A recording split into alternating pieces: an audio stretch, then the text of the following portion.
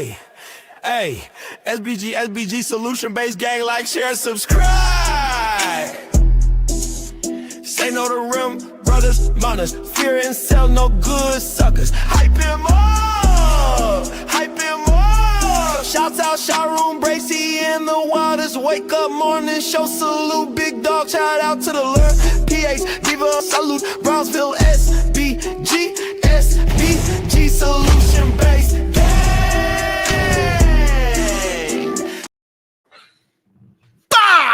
Let's go. Good day, everyone. How are we doing today? Yeah, there's been a lot of wild things running around on the goddamn internet, and we need to address them. We need to have conversations about it. The last show we did was really good. We wound up talking about parenting and all those things. And you know, the conversation came up about singles dads are doing just as well as two-parent homes. And I found that a little bit interesting. And one of the main reasons why I find it interesting is because often in this space, our small YouTube area, we keep hearing the conversation how the women are the one that is killing every situation. They are destroying the children. They're destroying the relationship. They're destroying the marriage. They destroy everything. And if you leave it up to single fathers, guess what? Everything be all right. They get the same results as two-parent households. But what we come to find out that is not necessarily true. The stats don't lie, but they don't tell the whole truth neither.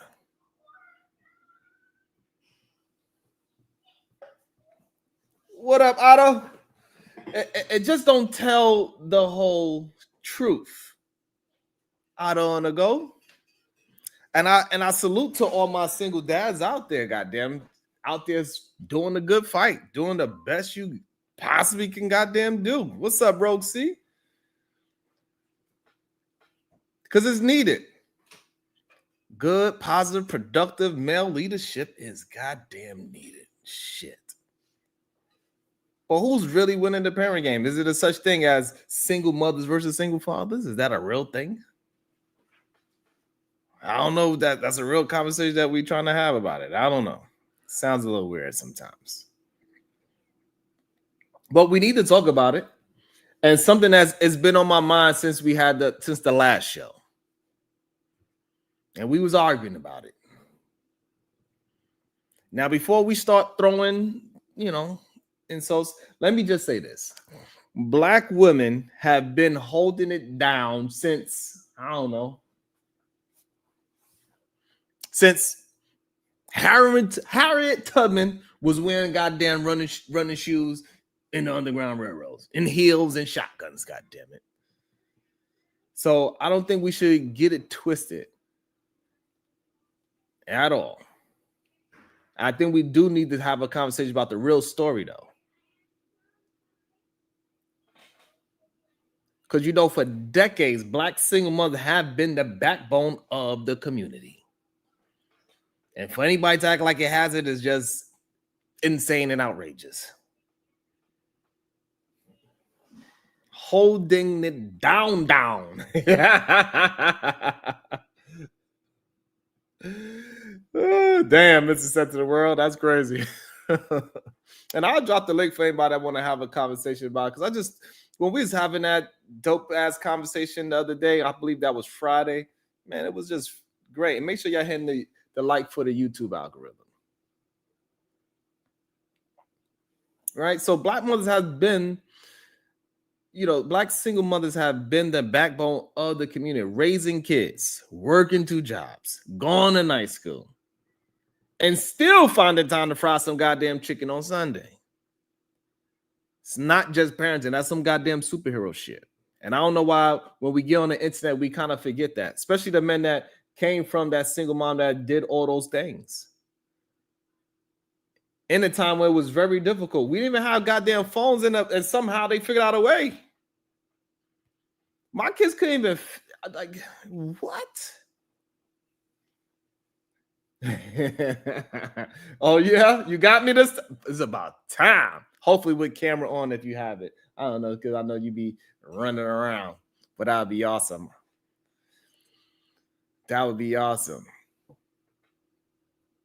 And I'm gonna drop the link very shortly too. Matter of fact, I'll drop it for Rosie now. I don't care. We could drop it now if you need to, if we want to. I could drop it now. I don't care. Smart people in here. I got good people in here right now. So we could drop it now.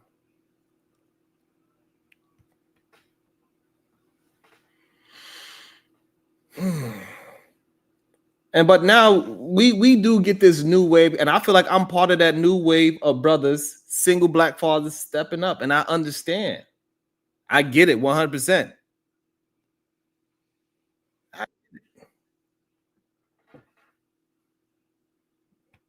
100% I get it. Is that my baby girl? Because I ain't never seen her here before, so I don't know. Let me make sure it's her. Let me see. I don't know. It's my first time ever seeing her over here. Then hopefully she like how the ambiance is over here. Sharon, don't do that. I've been here. Good day. Sharon be doing me so dirty. But now How you you doing say today? you want cammed up. I gotta go blow dry my hair in a second, so I'm gonna let you cook for a little bit. Then I guess I gotta come back. All right, whatever you got to do. You know what I'm saying? I No, I can appreciate rock you. out though. Definitely, of course. You know, I'm always gonna support while you cooking these nonsensical, knowing nothing, don't know how to read statistics and nothing like that type of situations. Yeah. It's so crazy how they attempt to use the stats to push out, a false narrative. Like they use, because the stats don't lie. However, it's not telling the whole truth of how they are attempting to push out the narrative. And that's the real issue that I have with it, because I'm not attempting to bash any single father. I think single fathers are dope. The ones that's out there doing the best they can. And the numbers say black fathers are doing better than expected. And some studies show that kids are doing okay, sometimes even better than kids from single mother homes in school and behavior. We get it. Mm-hmm. And I agree with you, and I salute those men. Yeah. Because they step up and do what men are supposed to do. But like you said, when you're trying to flip the script or use these statistics to do like a nan and a boo boo on women, that's when you're looking crazy, because you are trying to compare yourself in a way that was never meant to be a comparison in the first place, because you still have to ask the question, why aren't you with these women? Right. And it's not, and is it a fair comparison is the real question, because I mean single black moms been in trenches since the 60s. Right. So like During enslaved times, because again, if we really go down the history, we had to learn how to be without for generations. We weren't even legally allowed to marry each other for a while. So when we were having these babies and we were quote unquote just breeding, we had to learn very early in our conception of being in this country that the single black mother was the one that had to hold it down until they started taking our babies away and putting the non-melanated babies on our boobs. Great point. Shout out to your first cousin, Admiral Alvin Holsley. Shout out to Admiral Alvin Holsley. Shout out to him, the commander of the Southern Command. The other day, he stepped down as the commander of the Southern Command the other day. Shout out to Alvin. So, and I just don't think it's fair to compare the new wave of fathers to the years of black women holding it down, and especially when it comes to our community, because I believe our community, we are different from others when it comes to the single mother situation. I don't think being with our moms, doing all the great things that they did, it ruined us as human beings. a lot of young people, they want to do better and be better because they see and they understand all of the struggles that they mom went through to make shit happen. Even listen to these rappers, these athletes. I'm gonna do this so I can buy my mama a house. I'm gonna buy my mama a car. I'm gonna get my Right. mama everything. Like, I don't hear, even in real life, this disdain for the single mother household. Because half these dudes on YouTube, they were raised by single black mothers. I don't know why we're acting. So unless they're willing to call themselves out and call themselves piss poor morally, piss poor in every other way, then we can have a conversation. But these men will beat on their chest and try to tell you that they are the superior man. But you were probably 9 times out of 10 raised by a single black mother. Mm. And I think majority of them, they blame, this is the thing, a lot of times the parent that is around, they're going to get the blame for things. I know that firsthand, that the parent that is rocking out with the child and doing the best that parent can do for the child, for some reason that parent is going to get the seemingly short end of the stick, at least in the short term of the child, right? They're going to see, because you're going to get all the attitude, the backlash, and the arguments and the fights. While when they go to the other parent, it's going to seem like it was all good. Like they just have fun. That's what it's going to seem like. And absence leaves room for the imagination. So There we you go. have time to, you think, okay, if dad was here, he would be this person. I'm watching TV and I see, the Huxtables, I see Carl Winslow, I see all these fathers. So if dad was here, or if mom was here, she would be XYZ. Because you get the real reality with the parent that is there, the parent that is there 24/7, that stayed. Yeah. So you have time to fantasize about the other one because you don't know what else those gaps would fill. Yeah, that is a very good point. The imagination is a tough thing, especially for a child, because their imagination is strong. Especially if their imagination is that they see them every week or every 2 times in 2 weeks, and that 2 times that they see them, they have a great time. So now it's get exaggerated to this would be how my life is all the time. That's a slippery slope. And that's why, again, it's no shade to, shout out to single parents. It's not an easy job. It took two to make this child. So when we have to put the onus on either one, we're putting ourselves in a handicapped spot anyways. So for the parents that are actual parents, the parents that are actually stepping up and doing it, and they're doing it by themselves, you gotta give grace. Because no one really wakes up, as much as they love to say, oh, black women, they chose the government over the men. No one wakes up and says, I'm gonna lay with this person, make this baby, and I'm gonna do it by myself. Right. They act as if a lot of these black manosphere dudes, right? They be on YouTube. It's the single mothers. They ruined the community. If she would have just picked a better man. That's what they say, bro. Choose better. It's so crazy. Like, you ever think maybe men should be better men? Is the problem that I keep having. Like, I don't know. Like, maybe do something like stay with the person that you busting nuts in. Like, I don't get it. I don't understand it. Figure it out how to make it work. And if you just cannot be with it, figure out a way to co-parent. Stop using breaking up as an excuse not to figure out a way to co-parent. Way too many times. The other parent, whoever. Control, you can't control the co-parent because that person has a autonomy at that point.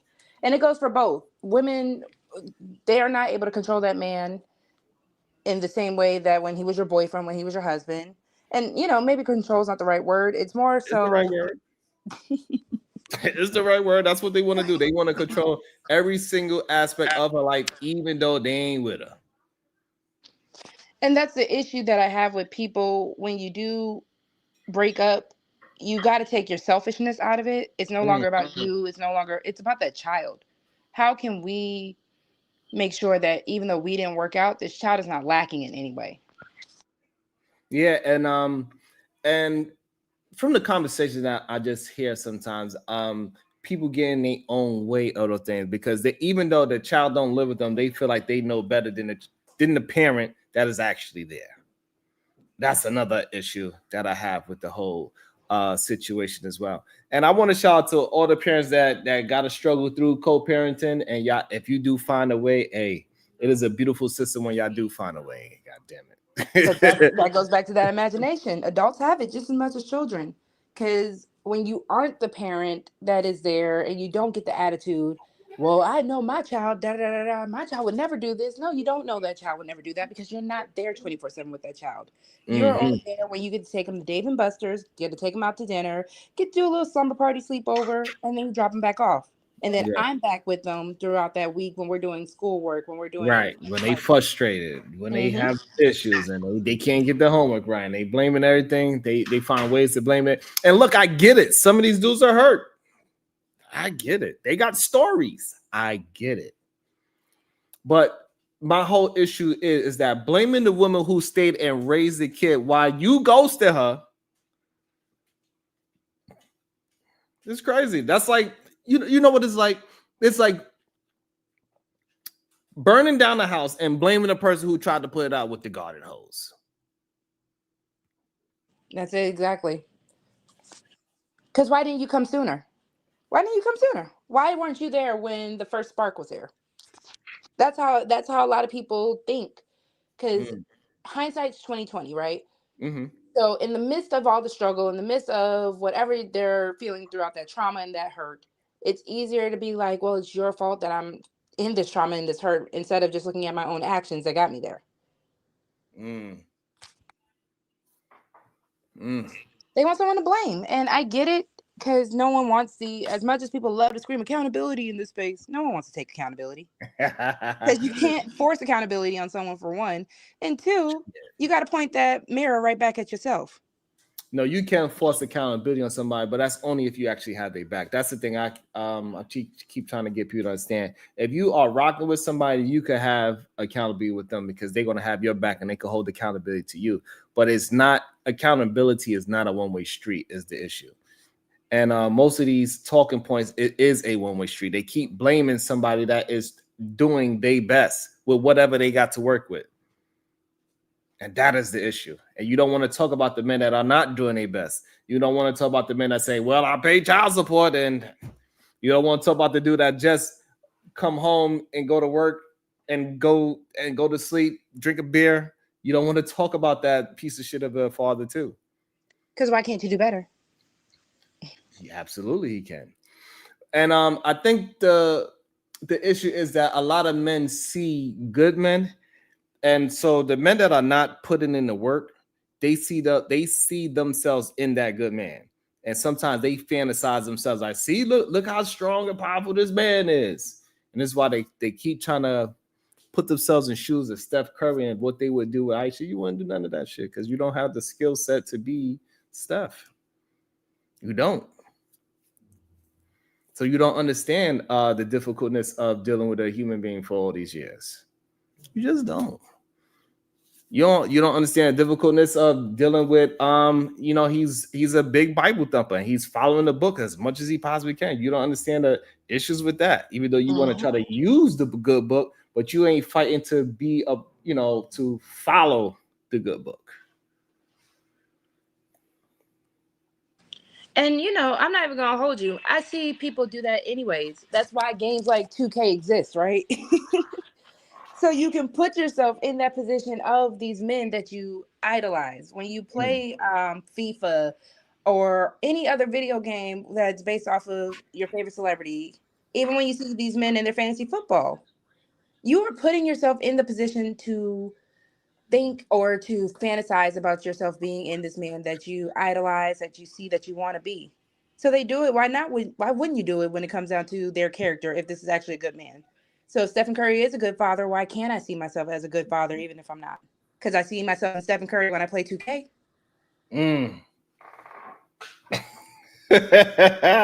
I never thought of it that way, but it is a weird, strange situation out there that these people are clearly they are pushing and displaying. And even the ones that don't have children, they push out the same thing because they see themselves in other men.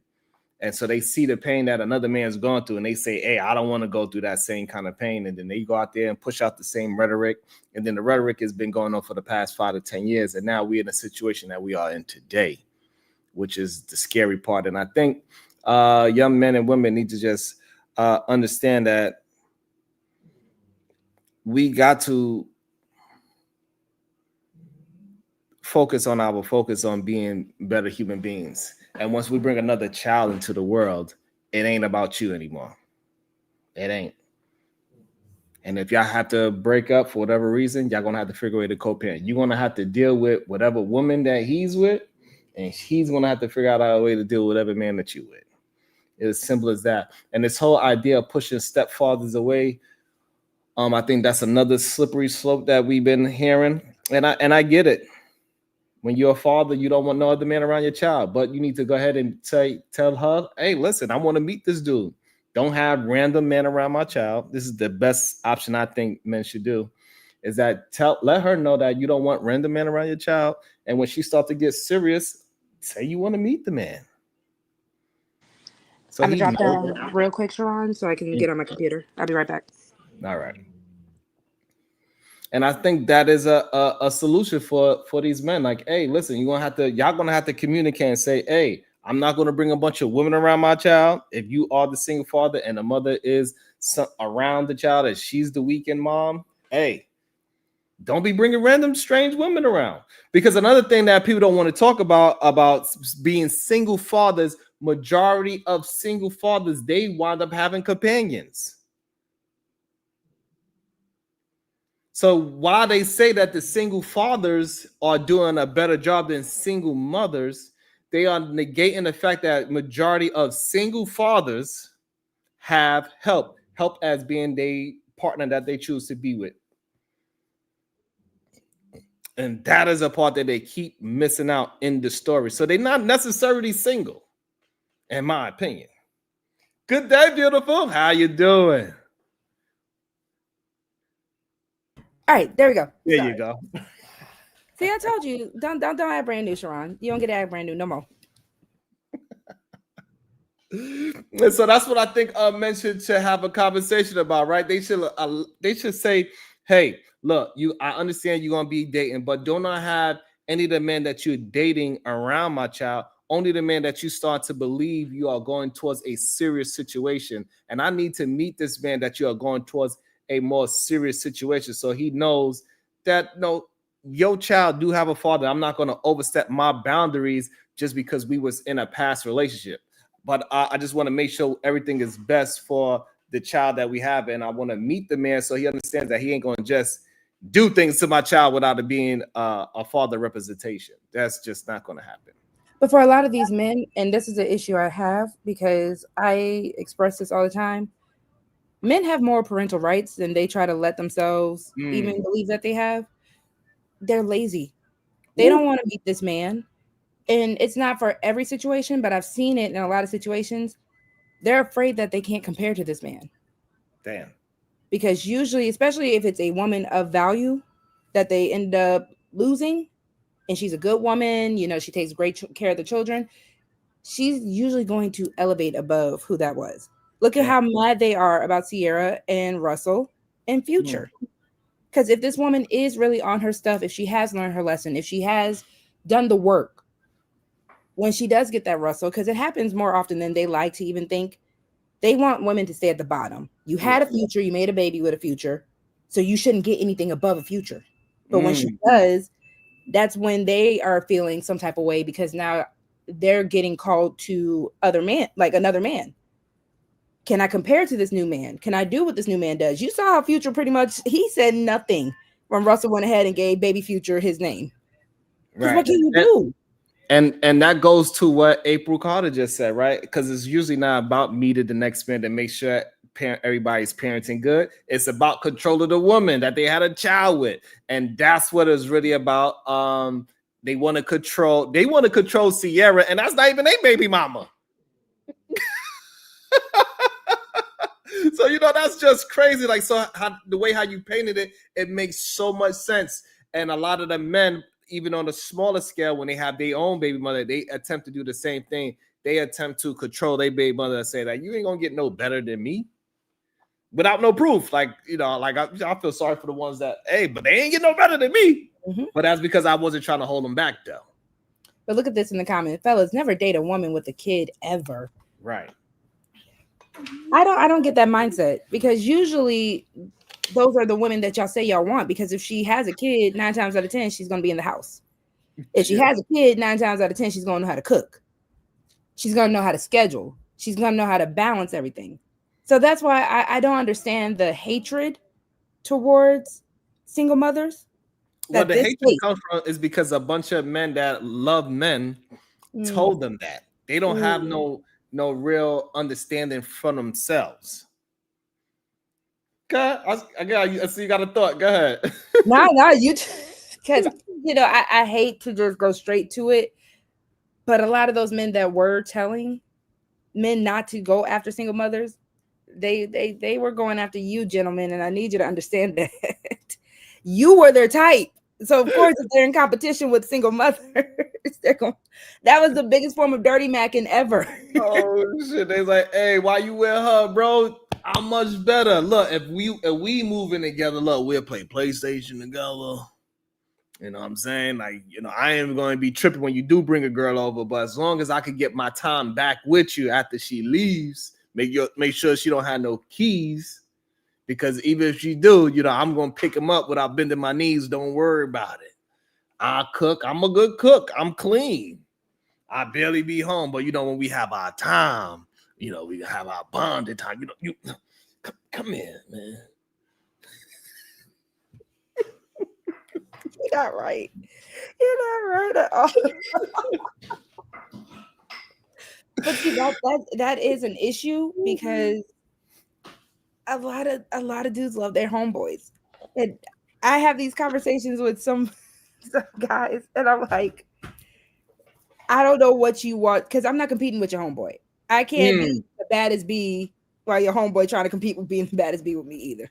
So. Yeah, and it's getting scary, and it's getting so scary that they don't even realize that all of this rhetoric, right? It even went all the way down to affecting nightclubs. Because a lot of the men, they want to be the bad bitches, the so-called bad bitches in nightclub. They're the ones that standing on top of couches.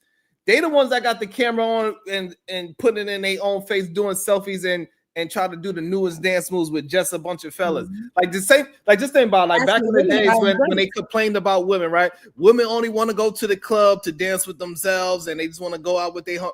And now what the men are doing? They going to the club, to hang out with their homeboys, to dance with their homeboys, pop some bottles, drink, and then go home. They are the new bad bitches. Oh, there was a video I saw on TikTok just the other day. Same thing. They were standing on the platforms, like how they always say women do. And then they were asking the girls to buy drinks. Like, so serious. That, like, trying to take the girl the drink she was drinking, trying to take her drink since she wouldn't buy a drink. I said, wow. Yeah. And what they don't really understand is that they keep saying that women ruined it. That's the weirdest part about it. And they don't understand that, no, you not being a man anymore ruined the whole club scene.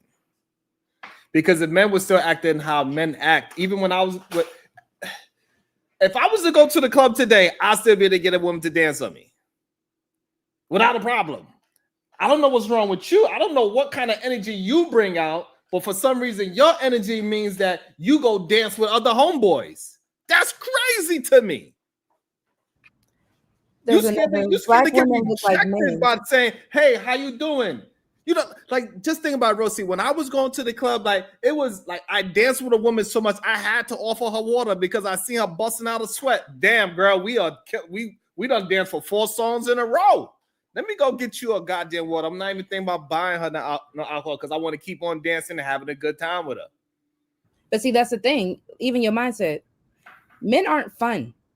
And I'm not saying that to just like generalize like all men, but even when you go to the club, I recently just found out that, men can be fun again. Because, there was just out of all the men, let me buy you a drink, let me get your number so I can hit you up. Hey, do you want me to pay your bills? You got to do XYZ. So no, I don't want to do all that. I'm here to have fun. Right. It was one man out of probably 10 that tried to talk to me at the club when I last went, because it was my little sister's birthday. So I went and turned up with her. So 1 out of 10 was like, oh yeah, let's just actually have a conversation. You want to dance for a second? No weird stuff. It was just a fun time. And I'm like, wow, you know how to be fun. So yeah, you can get my number. So yeah, we could chop it up later. A lot of these men, they go in with one focus, especially when it comes down to the club. It's who I can get in bed. Right. And women, we know this. Y'all aren't slick anymore. We're not there for that. Y'all can't even hold a conversation without bringing up sex after like two seconds. What's going on with y'all? Are y'all okay? Right, because they believe in the stats. They believe in the stats. So they believe in this whole ROI situation. And they don't understand the art of being outside, mingling with new strange people and just building up conversation, having a good time, smiling, laughing, joking with strangers. They don't understand how to do it. They believe, all right, I'm going to the club. I'm going to spend $20 again. I might have to buy a bottle. So that's $300. Then so now I got it. So what am I getting back from it? You're supposed to be going to the club for the experience of having a good DJ, playing music that's going to get the crowd into a certain mood, and you're going to have and mingle with other people other than the people that you came with, especially if you're a man. Especially men don't go to, when men say, hey, I'm going to the bathroom, we don't go in there with twos. We don't say, let me come with you to make sure you all right. It's not what we do. We like, you going to the bathroom, we put a timing on it. He says he's going to the bathroom at 5:09. If he ain't back in a certain amount of time, then I'll go check on him. But I ain't going to go with you to the bathroom. What I'm going to do, shake it for you? What the fuck is going on? We know it's a difference. The Republic Tea Room, thank you so much. I appreciate you so much. I may not agree with your politics, Sharon, but you have nailed the mentality of these black manosphere down. Oh, I thought I didn't pull it up. Damn. My bad. Republic Tea with the 5 ball. It says, I may not agree with your politics, Sharon. I don't know why not. But you have nailed the mentality of this black manosphere down to its basic elements. I appreciate you, Black Tea Room. Republic Tea Room. God damn it. Good day. Reese for Philly. How you doing, sir? Hi, Reese. What's up? Uh-oh. You know you're going to say hi first. Can you say hi, Reese? We haven't been on a panel together in a minute. Can y'all hear me? Yes, we can hear you. Oh, what's up? Dang, I forgot your name. Shit. I'll help you out. There we go. Rogue C. See, they say I don't be helping the brothers out. There we go. Yo, look, I ain't in here for long, right? And I ain't about to come up here and beat up on the manosphere. That ain't my thing. But manhood is right now. You should. So, there's a couple things I want to address, right? Because this fall of manhood is not something that just manifested in the last couple of years. Enough. Shit. I've been noticing some things for decades, dog. And the rules were written a long time ago. And I'm not trying to hear that we're old-fashioned or none of that shit. Manhood is manhood, right? But over the last few decades, I've been seeing. I remember in the 90s when niggas would kill their own mother to go have their hair long and pretty and some beautiful ass. You said who would do what? When the braids thing hit, right? And niggas started going out getting their hair and all these girly ass designs and shit. It got so crazy that they would get violent or angry if they couldn't do it or if anybody said anything about it, right? They were fighting real hard for this to just keep going on forever. Reese, you're saying people was fighting to have D'Angelo braids?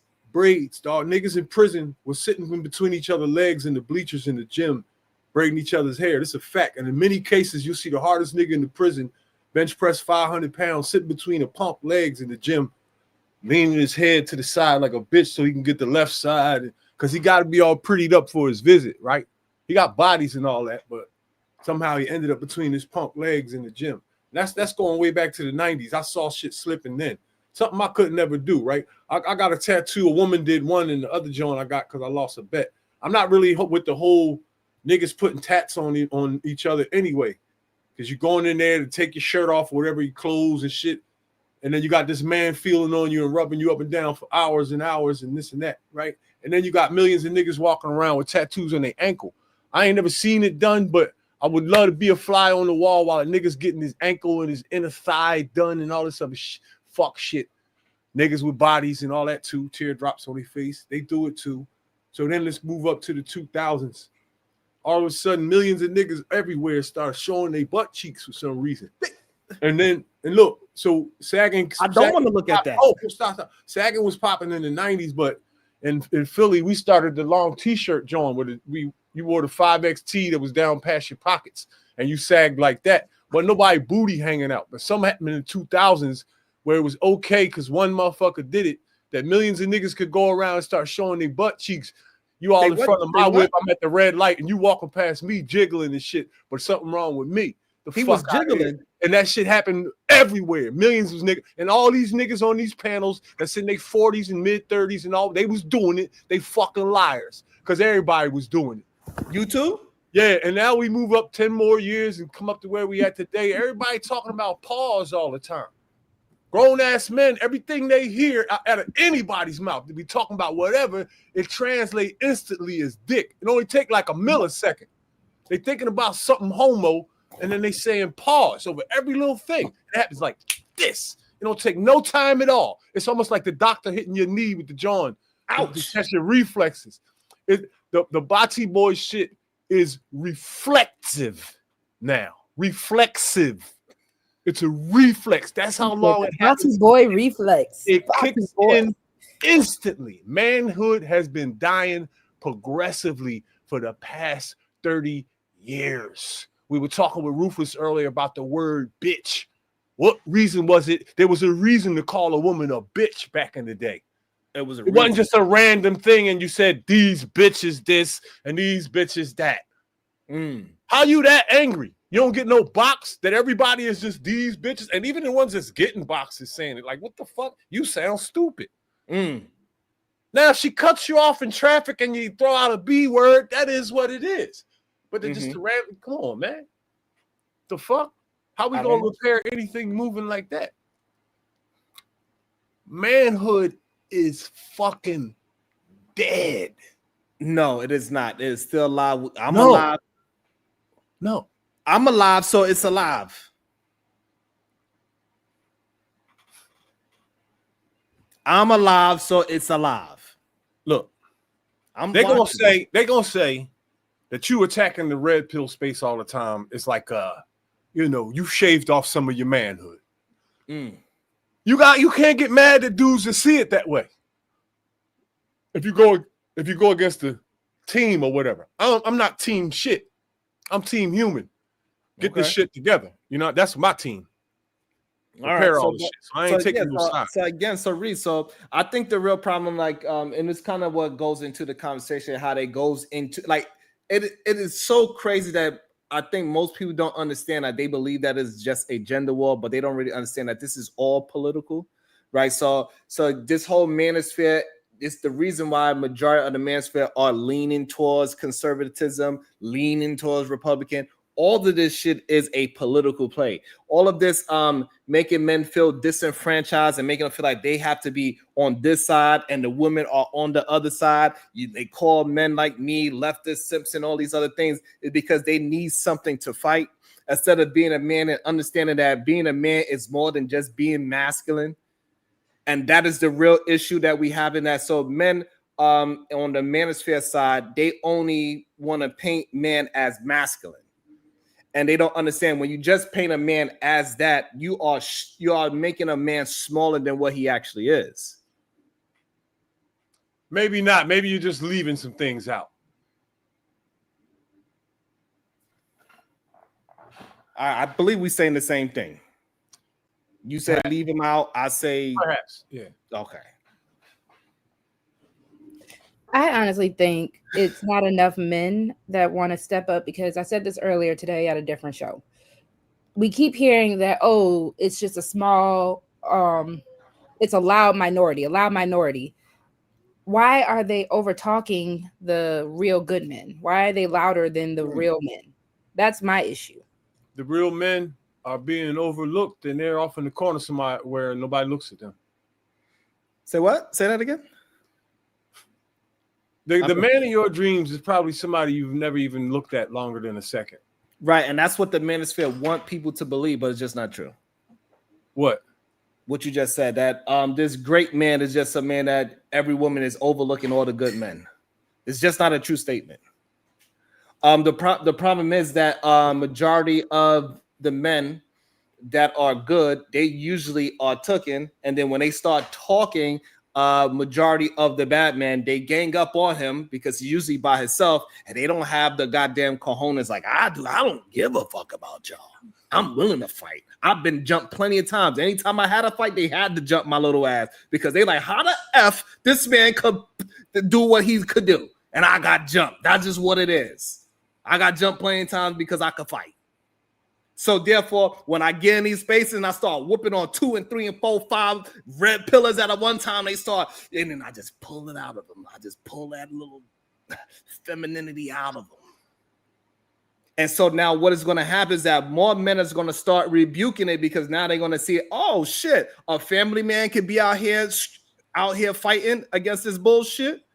Oh, you mean to tell me a man that is attempting his hardest to take his woman out of the workforce, that's a good thing? Yes. A man that is fighting so he could take away his wife's income and so he could be 2 incomes by himself so he could homeschool children, that's a good thing? Yes. And he can articulate himself? Yes. He's more than just a masculine man? Yes.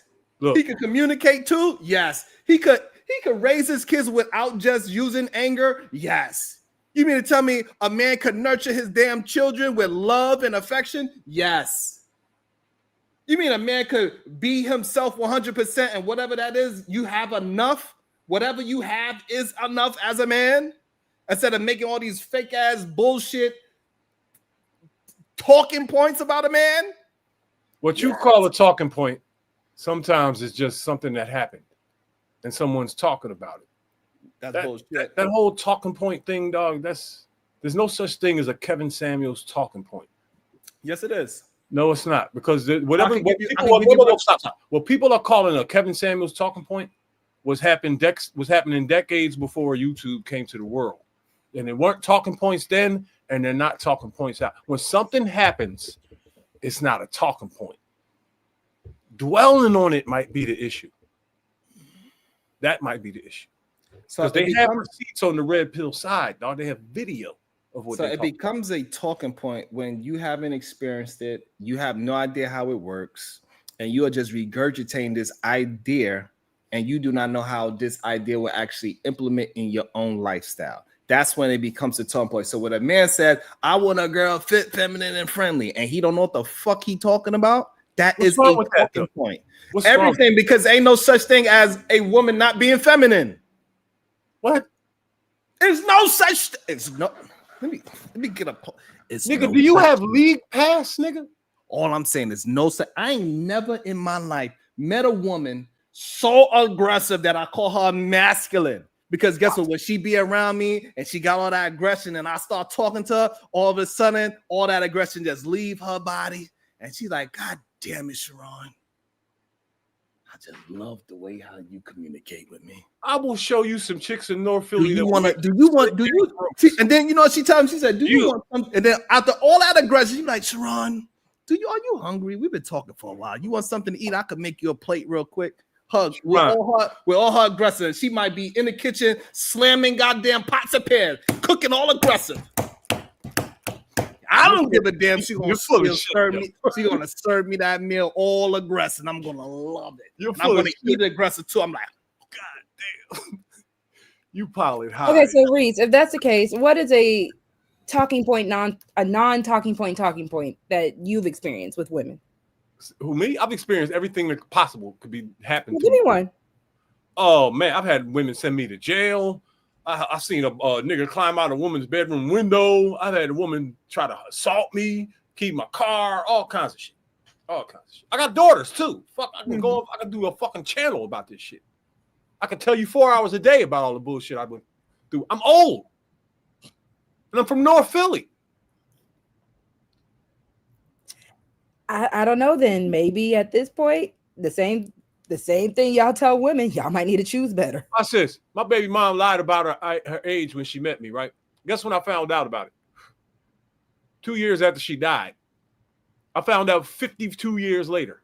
Reese, you be telling some dramatic, like traumatizing type of situations. My like, mother and the women in my family and all of the women in her family mystically concealed this information, and I never figured this shit out with my dumb ass. In a half a century, I never figured it the fuck out.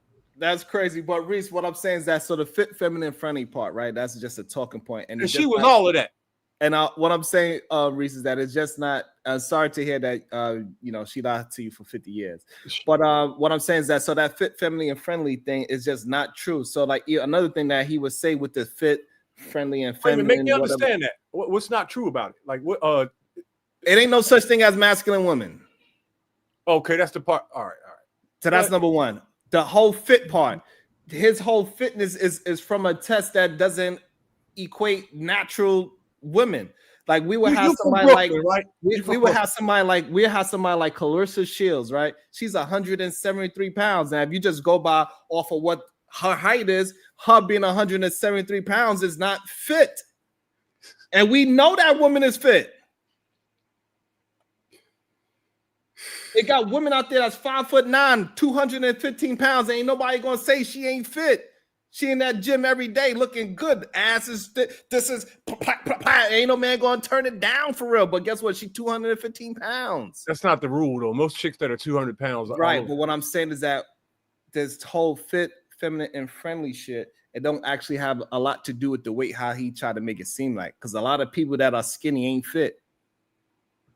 Plus, y'all say y'all want girls with the body. You do know that the reason why women have a body is because of a certain fat percentage, right? Women are supposed to store fat in ways that you all don't. Y'all store more muscle mass. We store more fat. You know what I know? When you add hormonal stuff, pregnancy, there's a lot of stuff that y'all don't like to add to this, and yet y'all still going. Listen to me. There's no black man, white man. Listen, there are women who are 200, 300, whatever 100 pounds. They still got men. So what are we talking about? That's my talking point because y'all still going. That's a fact. But you know, and this is just a thing that we gotta correct. Right? We're talking about longevity, right? Because look, man, the bigger people they get up out of here quicker. It is what it is, and they end up with problems. And you come on, man, you want to be fit. It got nothing to do with even relationships. You can remove that completely. You want a fit person, man or woman, right? Well, go work out with her. I tell this to men all the time. If that's what you want, go work out with her. Hold on real quick, Reese, because I've asked this on panels before. And I've asked men, if this woman gained weight because she had your baby, do you have a due diligence or responsibility to help her get back in shape? No. What? No, you're responsible for your health. I can motivate you and all that, but you're the one that has to get up off your ass and do A, B, and C. Again, I'm asking men, if a woman does this for you, and you see this is your woman, this is the woman you love, she had your child. I'm gonna agree with you. Why aren't y'all gonna get up with her? Let's go for a walk. I'm gonna agree with you. I'm gonna agree with you. The words of encouragement and a push can't be bad. Or do it with her. Of course, so that way you get in shape too. But you want her to be fit and friendly. So then go be fit with her. And feminine. Sharon from Brooklyn. Put her in an atmosphere where she can be friendly. Those chicks that walk you with Timberlands on and fist bump you like, yeah, B was popping. That doesn't mean she's not feminine. So you know that's an insult to you as a man, right? So you're saying that I could do what you do? You saying I could be exactly like you? No. Okay, then. So I don't understand what. So what we saying back in the 90s where all the girls dressed like boys, right? It was the whole like boyish style outfits, right? It was like a tomboy outfits, like all the time when we was watching SWV, Mary J. Blige, and all that. Most of them was dressed in the same clothes that we had. Are we saying those women were masculine because of their clothes? Those same women got videos with negligees, heels, earrings. Come on, man. They weren't just like. Thank you. I'm glad that you said that. So now when I'm walking down the street and I say, what's good with you, girl? And she's like, what's good with you, boy? That's her being masculine? Not necessarily, no. Thank you. So let's be honest about the conversation. You know masculine women, dog. I don't know no masculine women. I play ball with masculine ass chicks, dog. Listen, I played basketball with what up, Rule? I They played call you basketball nigga, with they women. foul you and all of that. They'll rumble you and Listen, all that shit, man. listen, I don't know no masculine women, bro.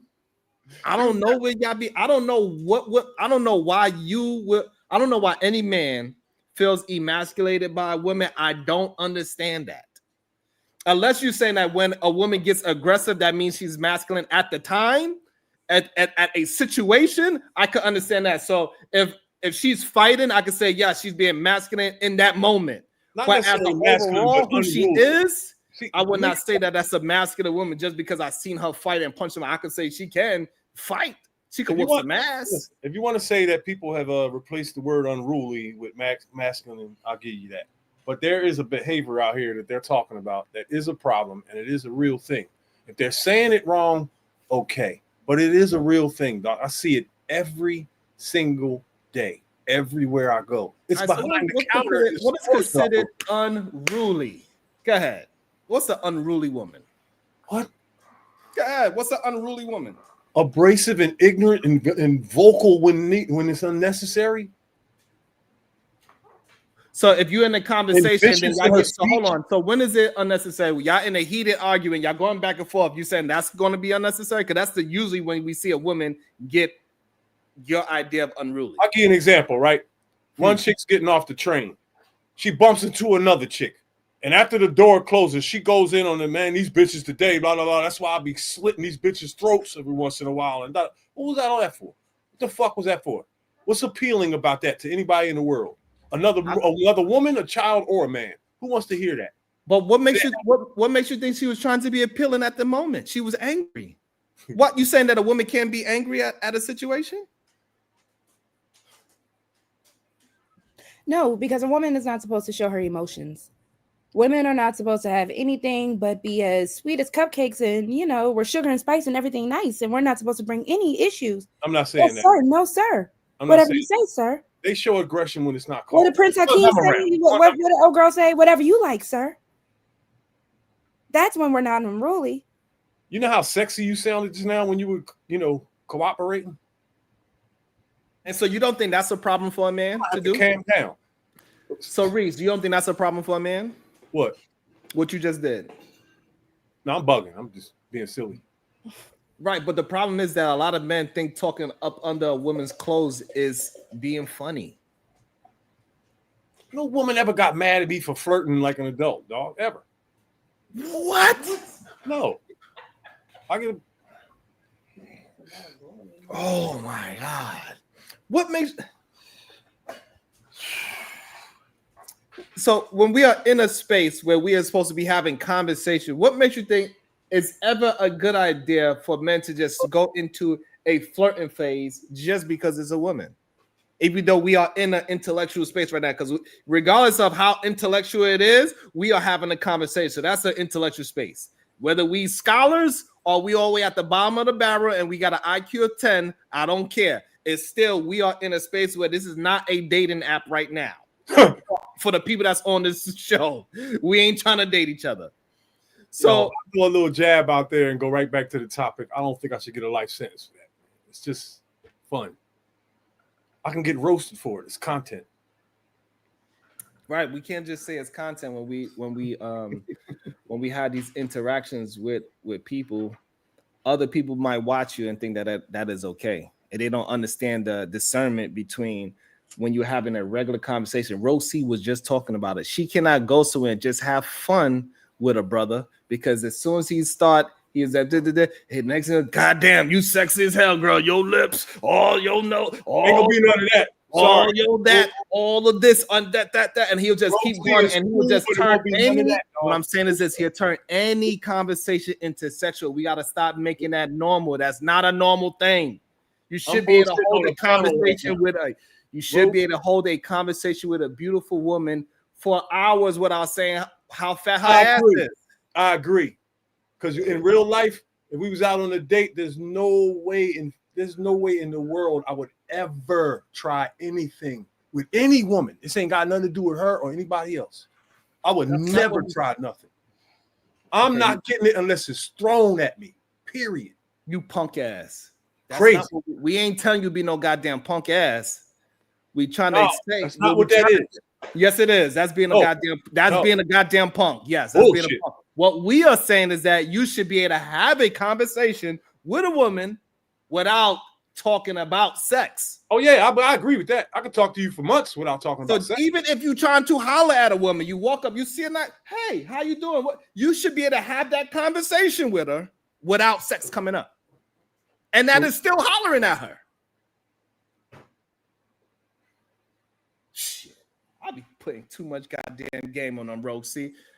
Let me welcome a scary man into the show. He's so scary, Roxy, that he will not even turn on his camera. Welcome to the show, Vanta. I know Roxy. She knows me. Like, this demon. Behave. See. I will behave. Listen, I would like to cam up, but goddamn, I'm in bed on the duvet, comfortable. What time is it when you're at? You're lazy. It's like 10:30 p.m. Boy, if you don't put a t-shirt on and put a camera on, stop. It's late October. It's cold. Listen, I just want to be comfortable in my duvet. Hold on real quick, Vanta, before you go, because I'm looking at the chat, and the chat is telling me to defend myself. I most definitely can, and I have before. But see, this is the thing. If a man wants to step in and do what a man wants to do, why not? And then when y'all tell me I would be masculine if I defended myself, there are men who are wanting to defend me, and that's not a problem with me. Right. I mean, I am a misogynist. Hold on, Vanta. I just want to say that was just so bad, and it shows that these men are lovers of men because they keep telling women, no, you should. This is why you know that these men love men, because they would say women need to, no, you shouldn't be the one saying this. You shouldn't do this. You shouldn't do that. You should let a man that you trust speak up for you. And then when the woman does that, they say, why don't you speak up for yourself? These men love men so much it ain't even funny. Sharon, who are these men? I'm confused.com. Who are these men? It sounds like you might be one of them. If you don't I'm know, not one of them. I can confirm. If you don't know, it might be you. If Roxy wanted to defend herself, she can defend herself. I'm not going to defend Roxy. I most definitely can. But again, there you go. If it's a man versus man situation and a man finds himself wanting to defend, and it's no risk, Sharon is not risking his, because that's the one reason why I hear all you men swear, I'm never going to defend a woman because if it's risking my life. No. Sharon sees me as a friend, little sister, however he sees me, and he stepped in on my behalf against another man. What's wrong with that? Nothing. You also behave. I'm about to back. You behave too. Good day. Welcome to the show. Adam, what's good with you, my brother? Hold on, let me plug my mic in. Hold up, let me plug my mic in. All right. Probably can't hear me. Yeah, we get you pretty good. Cool. What's good, y'all? Always a good conversation. You know the vibes. Always good. Always good. And I just don't understand, Vanta, why so many men they push forward for masculine women all the time. This is all they don't realize that they're doing. Even when Rosie would say, you know what, Sharon got it. Let me sit back and just relax and let my brother take care of it. Y'all want her to be rah rah rah rah rah rah rah. I don't want her to be rah rah rah rah rah. I don't want Roxy to be rah rah rah like Scooby Doo. I don't want her to be Scooby Doo. I'm just saying. If women want to defend themselves, they can defend themselves. Right. Well, however, keep consistent.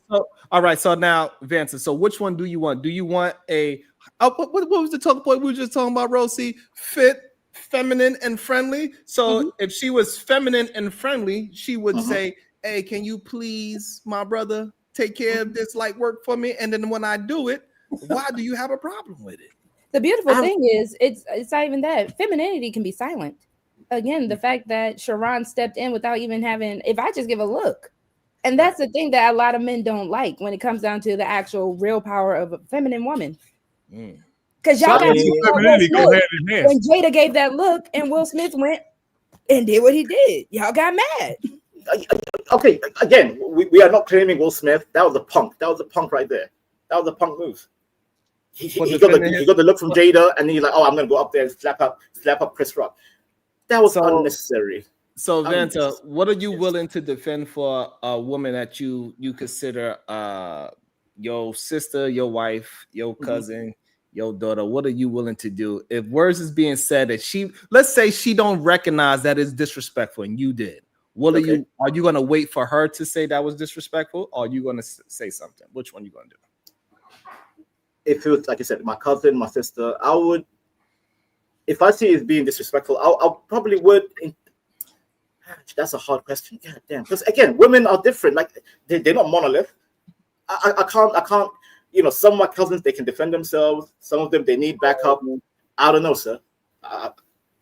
And this my sister, I will die for my sister. I will die for my sister and my mother. Right. Only if they call you. So the problem is that a lot of men cannot recognize when they have to step up and be a man. So another thing that you not understanding, right? So when Reese said what he said towards Rosie is so used to men, especially in these spaces, to try to have some jokes and talk up under her clothes. She tried to just like, I'm just gonna leave it alone and not turn it into a big thing because they're gonna try to make it seem like she turned this into something that it wasn't. So again. So this is why men need to step up and say when they see some bullshit and say, "Hey, my brother, we should be able to have spaces and talk to women without talking up under their clothes, no matter how beautiful they look." But Sharon, isn't that meant to be built in for a man, like men in their 30s? You should know this by now. You should know. It doesn't matter about no, it doesn't matter about a should. Because if a man can still make a mistake, and we as brothers should like, "Hey, brother, we got to move a certain way." When we are this is not a bar. This is not a late night stream where we all drunk and we just talking shit. We actually have a topic and we talking towards something. So this is not the time to be flirting. Nigga, I mean, hold on, Reese. It's not necessarily about you, Reese. It's just having a conversation in general now. So don't every cute chick in this whole space, fam. I always jab, and it ain't nobody ever complained about it or thought I was mean and none of that, man. Okay, so Reese, this is the issue, right? Because it's not just you.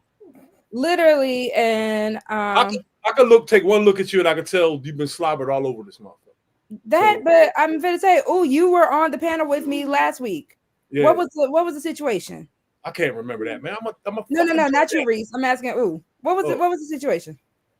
I was offered $50 just to do a little 360. Get up and do a 360. Yeah, to do 360. Yeah. I would just ask you, what's the whole con game for? I would just be like, yo, show me what the fuck is. See, but they try to throw. We were having an actual conversation for one, and two, I'm not that type of chick where you think you just gonna flash some money and I'm gonna just do what you say. No, but let it be known if that was really the situation, I would have been looked at one way, or if I would have done it and not there was no win. And I need women to understand. $50 ain't doing nothing for me. I could spend $50 just at Target. I spent $50 today, £50 today. It's a 1 day. Make sure you send one to my Cash App too, because you didn't send me my last dollar. You didn't send me my dollar from the last time that you said you was going to send. So okay, I'll send you some coins, Sharon. Okay. But again, and that's my issue with men, because y'all say you want this kind of caliber of woman. So when a woman acts above that, you're mad at her. When she acts below it, you're mad at her. Where is the win for women? What do y'all want? Man, look, when I see you on the panel again, I'm going to flirt again, and you're going to giggle and smile and live with it. That's crazy. But what you're not understanding, this is when we breed this whole toxic atmosphere that men don't know how to communicate with women. And this is why we are in the state that we are in today, when men cannot go to a club and understand how to operate in a space with other strange women without being weird. They think that they gotta have to say something witty and funny sexually instead of just conversing with a strange woman. Calling a woman sexy, that's not witty. At least be witty with it. I would give you points for that. Points for creativity. They think they are. They think that they're the first person that said, "Damn, you look beautiful today." That's why you don't say shit at all.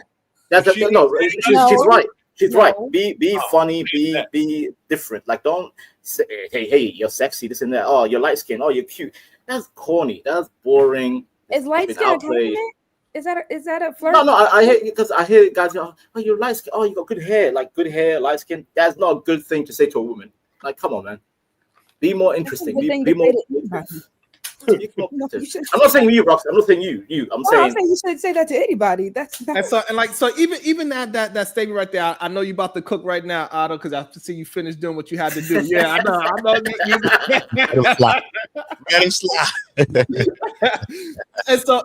And here's the thing: majority of men don't understand. All you have to do is be yourself. Whatever you have is good enough for the world. You do not have to have 100 women knocking down your door. All you gotta do is be yourself. If you get shut down by 100, it is okay. It's a game of probability. It's a game of probability. When I was younger, I barely got rejected, but I got rejected a lot.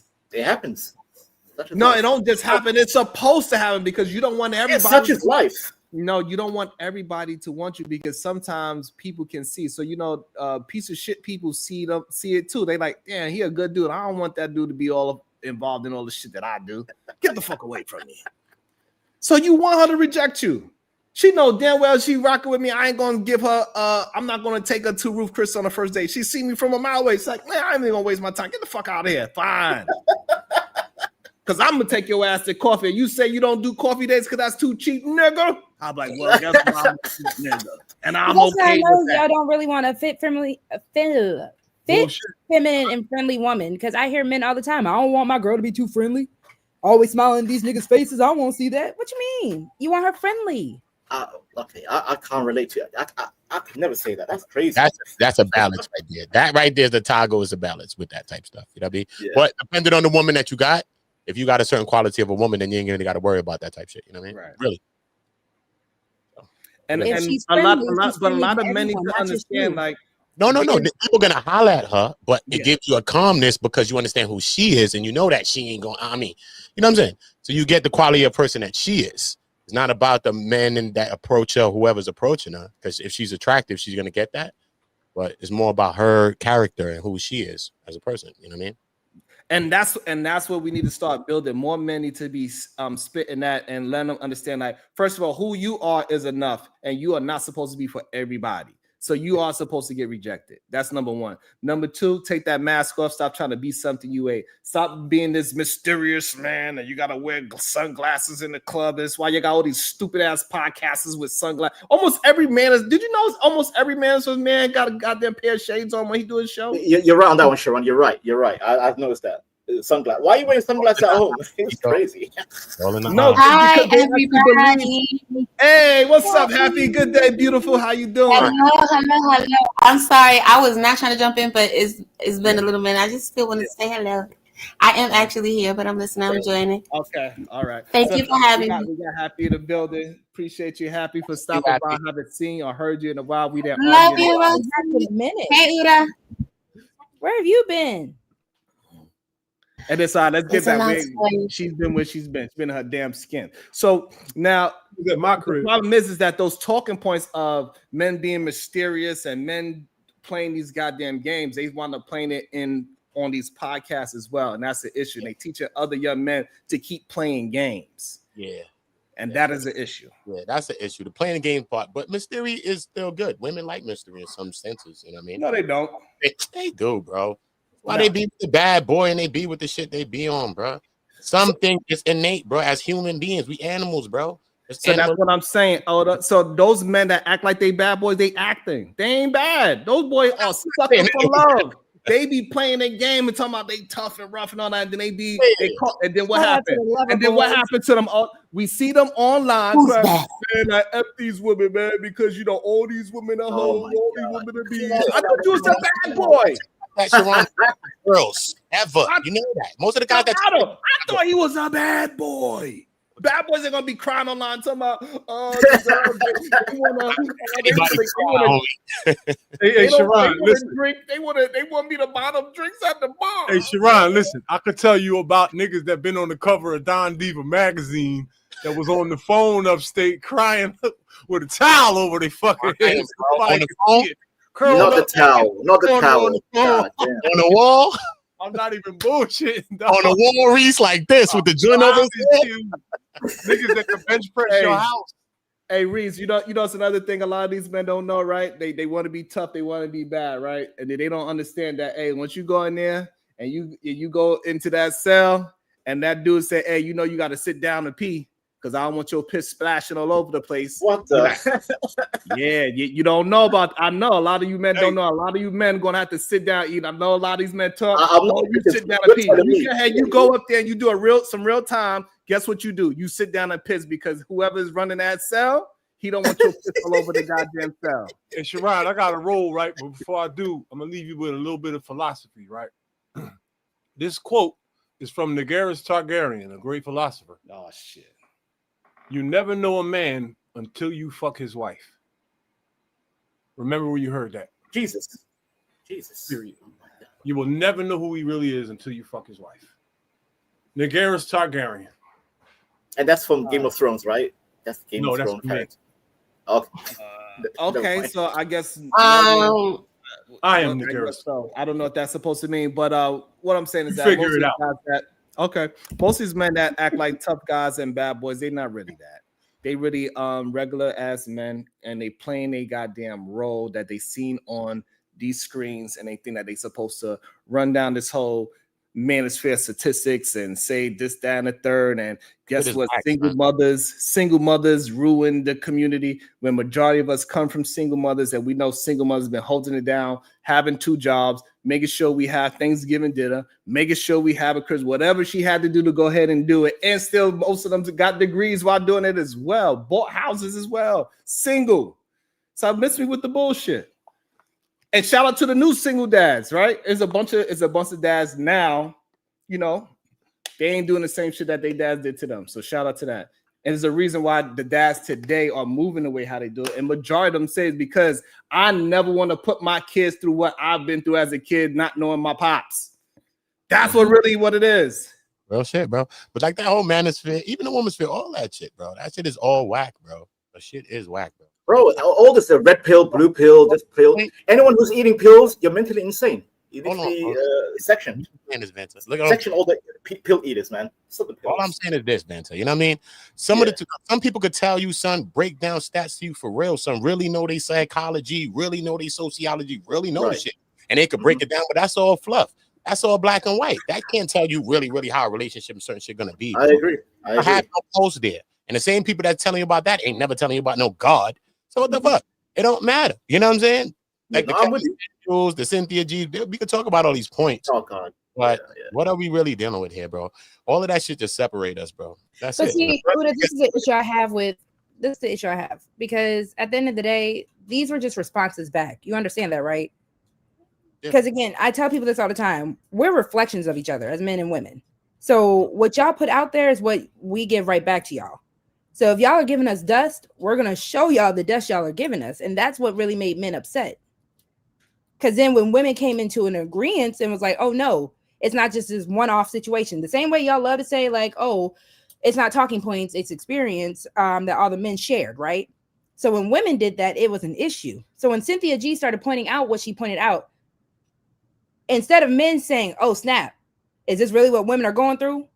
All right, maybe we should start listening to our sisters and actually start tightening up, or like Sharon did earlier, calling it out. No, y'all wanted to butt heads with us. No, y'all are the problem. No, y'all are the problem. You're lying. No, you're lying. Yeah. But the question is, can you handle the truth? Like if men are speaking properly and directly, can you handle the information you're receiving without the emotional ad hominems going back to men? Can you ladies handle it? That's vice versa for both of us. That's where we go. No, I understand. But usually, you know, men are trying to be more direct, and I think some women find it hard to accept it. Hopefully. Okay, so you say men are more direct. What evidence you have that men? What evidence you have that men are more direct? Because when we have these conversations, we don't see men being very direct. They can't even say yes or no to a question. I mean, I can only speak for myself. With you, Sharon. It should be. Man, it should like every man has to be direct. Like I'm not saying men should be, you know, what do you call it? Okay, so let me put it to you like this: do you see men in these spaces don't answer questions yes or no? Yeah, I do. Yeah, they long-winded. Sharon, they're long-winded. See how you didn't say yes or no, right? You just proved my point that you are one of the men that cannot say yes or no. You Say the cannot question one more time. One more time. One more time. Help me out. Hold on. You are one of the men that cannot answer a question directly. You have to make an excuse for why you said it because you don't want to offend another man. No, I don't want to. No, I'm not here to. I'm not a man defender. Ask me the question one more time, and I'll tell you yes or no. One more time. Can you be direct, Vanta? When it comes down to talking to another woman, let's say, Vanta, let's say you and I have a back and forth, right? Okay. Whatever truth you want me to hear as a woman, can you be direct and can you also take what you're giving back? So if I tell you, fine, bullet point on why you're not the man that you think you are, if you want to give me bullet point of why I'm not the woman I think I am. Yes. Simple. Okay. Yes. Simple. Did that answer? All right, so let's see if we're gonna be honest. So Vanta, why are you still single out here in the world if you got the answers? Why am I single? Because I'm currently building my finances. I'm still trying to figure out my way in life because again, I'm from Somalian, right? So I need to figure out certain things that I need to maneuver. I'm single because I'm still figuring out who I need focus on my finances and who I'm gonna pick as my future wife. I have to be careful in my 30s, Sharon. Right. And so now do you know is that adequate? So do you know that your finances have nothing to do with picking your wife? It does not, but it's about stability. I need a stable life to maintain a stable relationship. It's foundational. I'm starting from the bottom. Again, I just gave you an example, right? You don't need money to find a good wife. You understand that? Yes or no? Yes. Okay, so why are you talking to me about finances when it's come to finding your wife? To find a wife and to build a family. Is finances not involved in the equation? No, it's not. When you're trying to find a wife, finances don't have nothing to do with finding a wife. Okay. You just said you agreed to it, right? You said yes, that's true, correct? Yes. Okay, so now if that is true, why are you waiting for money to go ahead and find yourself a wife? Answer the question. Be direct. Be direct. I am not ready to settle down. There you go. All right. So I am not ready to settle down. So you don't want to be with a woman. So what do you want to be with? No, I want to be with a woman, but like I said, I'm not ready to settle down. But that does not mean dating.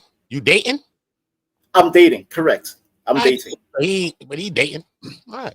So he's. But I don't want to settle down yet. Yet. So then is that adequate, Sharon? Is that adequate? You're not looking for a wife then. So you're not looking right. So this is what I'm currently no. Okay, no. Hold on, Vanta. Hold on. And so this is Vanta. Hold on. And this is what I was saying earlier. And this is when men they so confused. They don't want to be direct. He want to say he looking for a wife to settle down and all that bullshit. You looking for sex? God damn it. You're jumping the gun. You're jumping the gun. That shit. So don't come up here. You're jumping the gun. What are you looking for, then, Vanta? If you don't want to settle down, hold on. So what I'm saying, Vanta, you trying to clap. That's it. So Vanta, what I'm saying is that don't come and be a part of the conversation about how men and women they can't come together because X, Y, and Z, because you are a part of the problem. You are not a man looking for any of those traits, and you keep men single. You want to go out there and sling your dick around and do that because you think that's going to hold on, because you think somehow being single and dating is going to help you with finances, where stats show that when you find a woman and a wife, those are usually the people that are very successful financially. You are not looking to do the things that you are saying. You're not being very direct, because you did some studies and see that 80% of millionaires are married. So if you keep on focusing on being on the mindset that you are having, you will never be ready financially. Sharon, you always know that I'm African, right? In a deficit. So you do know I'm African. So we have a different way of dealing with dating and marriage. No, you don't. It's a whole different culture. We have a different culture, Sharon. No, you don't. We have a different culture. No, you don't. We have a different. No, you do not. No, you do not. Yes, we do. Because I'm literally hearing you as a woman. And forgive me of my Western woman brain, but you first started off by saying, I want to make sure that I am financially stable, which I could have given you that. I could have most definitely given you that. But then when you said, instead of me focusing on how to get more financially stable, I'm still dating. Okay. And then hold on. Then you wanted to come back and follow up, but I'm not looking for anything serious. Again, but how are you dating but you're not looking for anything serious? You're not dating intentionally. You're not trying to stack your money because if you're dating, I'm sure you're spending this money unless you got these women spending money on you on these dates. So you're not saving your money. And you're not looking for anything serious. So as a woman, hold on, I'm just letting you know. Because again, we're being direct. As a woman, if I were to say, if Vanta was a potential suitor of mine, would he still qualify after just what I heard? And the answer is no. And that's fine. So I'm saying you're not looking for what you say you're looking for, and that's not being direct. That's the issue that we have. I'm being direct. When you guys think of dating, dating does not always mean sex the whole time. Dating means just trying to find a suitor. We know what dating means. Okay, so what does dating mean, Genesis? Happy, whoever it was. Gotcha. Yes, it was happy. We know what dating is. Okay, sex is sex. It has nothing to do with dating. If you guys want to fuck, that's y'all grown ass business. But we know dating does not mean sex. Maybe you're speaking to the younger crowd. I thought we were all grown up here. I'm in my 30s. I'm just saying. You said you were in your 30s. How old are you? Hey, look, hold 37, on. Before you answer your honor, you see how easy I pulled the liar up out of them? That quickly. Liar. That quickly. Pulled it out of them. Explain yourself the way you've been wanting to explain yourself and explain it. You didn't really explain it. Right. Can I feel like I'm being manipulated. I'm just saying, as an African man, dating does not mean sex. Dating means as an American woman, dating doesn't mean sex. Then there's the divide. There's the divide right there. Dating means time. Dating means a bunch of other stuff. You know Thank what I'm you, saying? sir.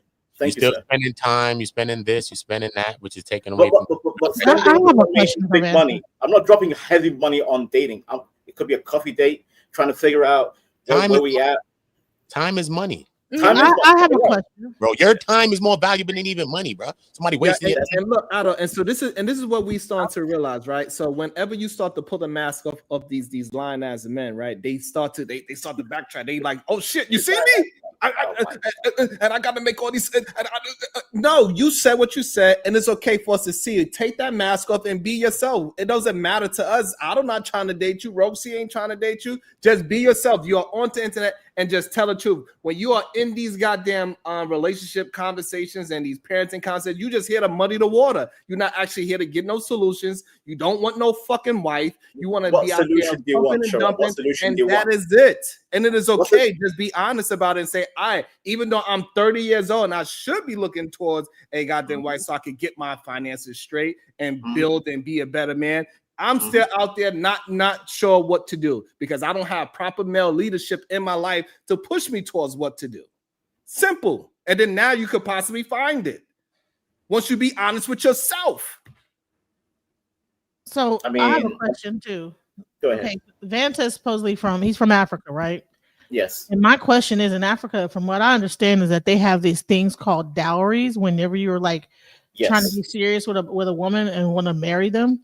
My question is that would you treat an African woman who is connected to her family, who expects a dowry, etc., the same way that you would treat a woman in, say, the UK or America? Or is this just something that you're just doing because you happen to be in maybe the UK or wherever you are, and that if you were in Africa, that you would act a completely different way? No, I would act the same way in Africa too. Same way. Again, dating does not mean sex. I'm not sleeping around with women casually. I don't sleep around that much. Like I just want to figure out. Imagine. Wait, no, the lady. Right, can I answer the lady? Can I answer the lady? If I may, can I answer the lady? No, dating does not mean sleeping around. However, if I do find the right woman, the dowry will be dropped. The dowry will be dropped straight up, African style. So if an African family expects you to have a dowry to be able to take care of their daughter, don't you think that if you date a person in America or in the UK or wherever you are, that you would have to be equally as financially capable in that situation to care for that person? So of course, what is the purpose of dating if you don't have a purpose? No, dating, because I only date women in my community. Dating does not mean sex or this. It's about finding out, are we compatible? No? Okay. Moving on. It's not about, I'm just going to sleep around the whole goddamn town. We have a system like Somalians. We have a system. Am I speaking alien? So you're saying that you have a system. So let me get this straight. So you have a system that just doesn't work for you out of 30 years? Again, like I said, money, because like you said, dowry. Yes, and again, you didn't answer. Hold on. So again, you said you're a man that is very direct. You didn't answer it directly. Okay. Are you saying that your system out of 30 years doesn't work for you? No, it works. It does work. For you, I said, does it work for me, it works, but it takes time for me to drop the dowry. Dating Sharon, are you understanding how Somalis move? Like the lady said, we have a dowry system. I can't just go up for father say. And if you're Muslim, I gotta call Cap. They don't date. Muslims don't date. Muslims do date. But hold on, DJ Genesis, 1 second. I gotta go Cap real quick. It's 2025.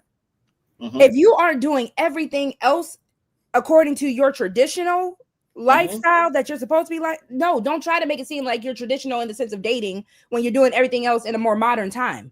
Let's cut the crap with that one. You're dating. I guess he's Somalian. Somalian is a majority Muslim culture. He says he dates women in his culture. Hold on, let me finish though. If he's dating women in his culture, they also have arrangements and they also have a specific way that they don't just date. I get that. But again, he's not dating. Even most Muslim men I see nowadays are dating in a more modern sense. They're not following these practices anymore. And that's the point I'm trying to get to. Okay. You're right. A lot of Muslim men do go outside of religion. You're right. It's not even just outside of the religion. It's you guys don't. If you are saying I'm supposed to be dating for marriage, and you're saying that usually I'm not ready to settle down. You're not dating for marriage. You're dating casually. Right. No, you're not dating in a traditional sense. Absolutely. I'm saying I'm not ready to settle down because I'm still on the process. Like going on a date date does not equal sex. No one said sex. Are we having a? Okay, so hold on. So Vanta, this is another thing that a lot of men that cannot be direct, they do. Okay. They would try to point you towards a argument that nobody's brought up. We are not saying dating equals sex. So you could stop saying that. We understand what dating is. We already told you we understand what dating is. But we do understand that you are not dating for a higher purpose. And it is okay for you to say that as well, if that's what you are on. It's okay. Be yourself. I think like maybe it's a different culture. We got wires crossed. Like I'm trying to be honest with you, Sharon. Honestly, I'm trying to be honest. It's not a different culture. I think we're not on the same cultural definition of dating and marriage. And, right. Like, again, hold on, pause again. So again, we are on the same definition of dating. Okay. The issue that you are having is that we don't have the same culture of being direct. My direct is actually direct. Yours is a roundabout. And this is probably why you have a difficult finding a goddamn woman of certain substance as well, because she see you being indirect, so she's going to be indirect as well. And so both of y'all playing this goddamn game of we're going to date until see who we can just have sex with for the meantime, where it doesn't messes up my chances later on in life. And so both of y'all wound up playing games. But if you was very direct, you would have been found the woman that you would need to have. I mean, and here's the question. When I'm dating a man, I straight up tell him at the date, I'm looking for marriage. Date number one. So if this is not really gonna, progress to anything, it was nice meeting you. Have a great day. But that's my purpose at that point. He's saying that he dates according to Somalian in his culture, right? Somalian interactions. Muslim women date chaperone. So are the dates he's going on all chaperoned or only family events or interactions?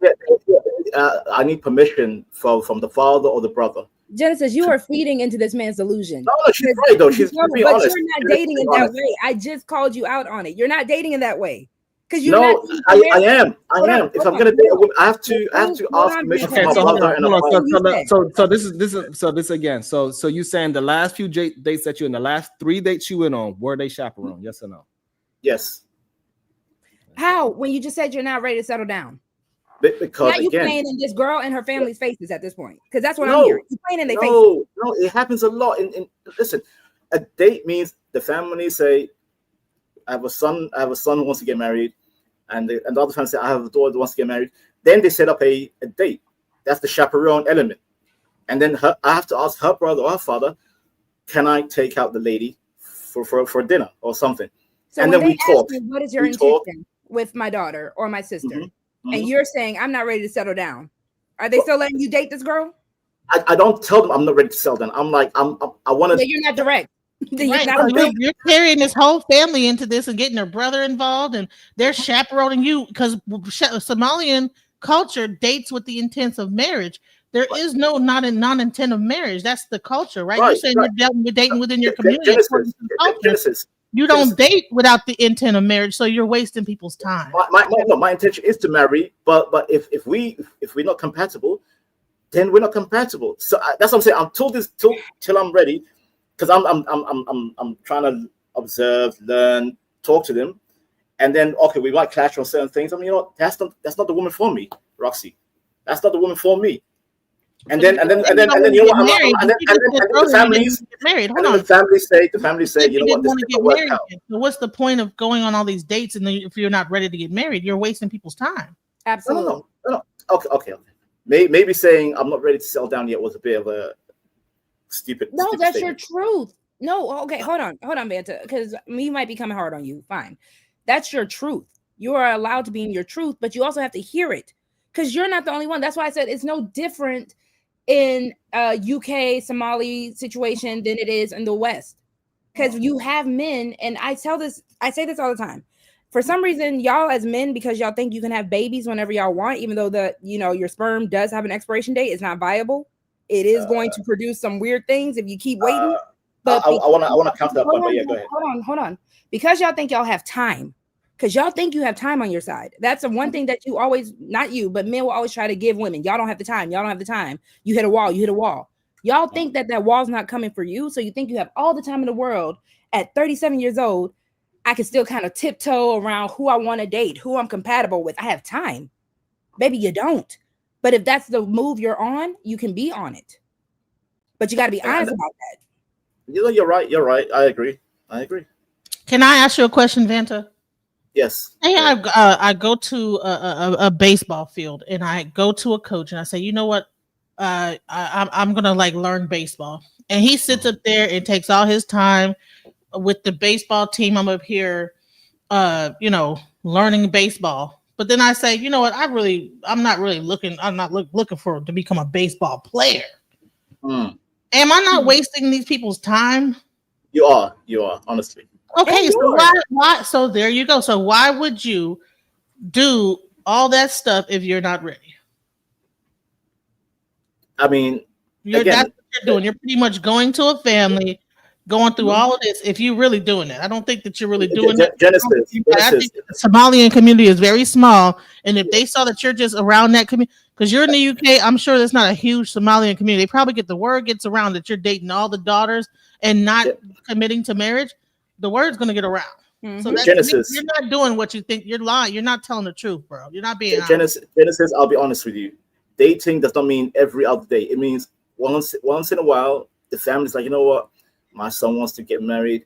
They're like, my daughter wants to get married. They set up a date.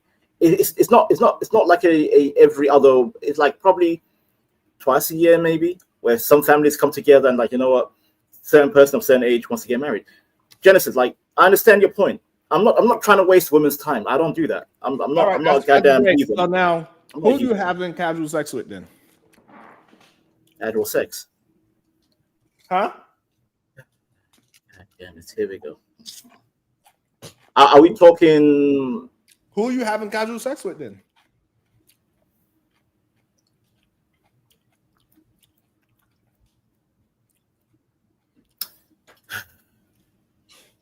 Ethiopians.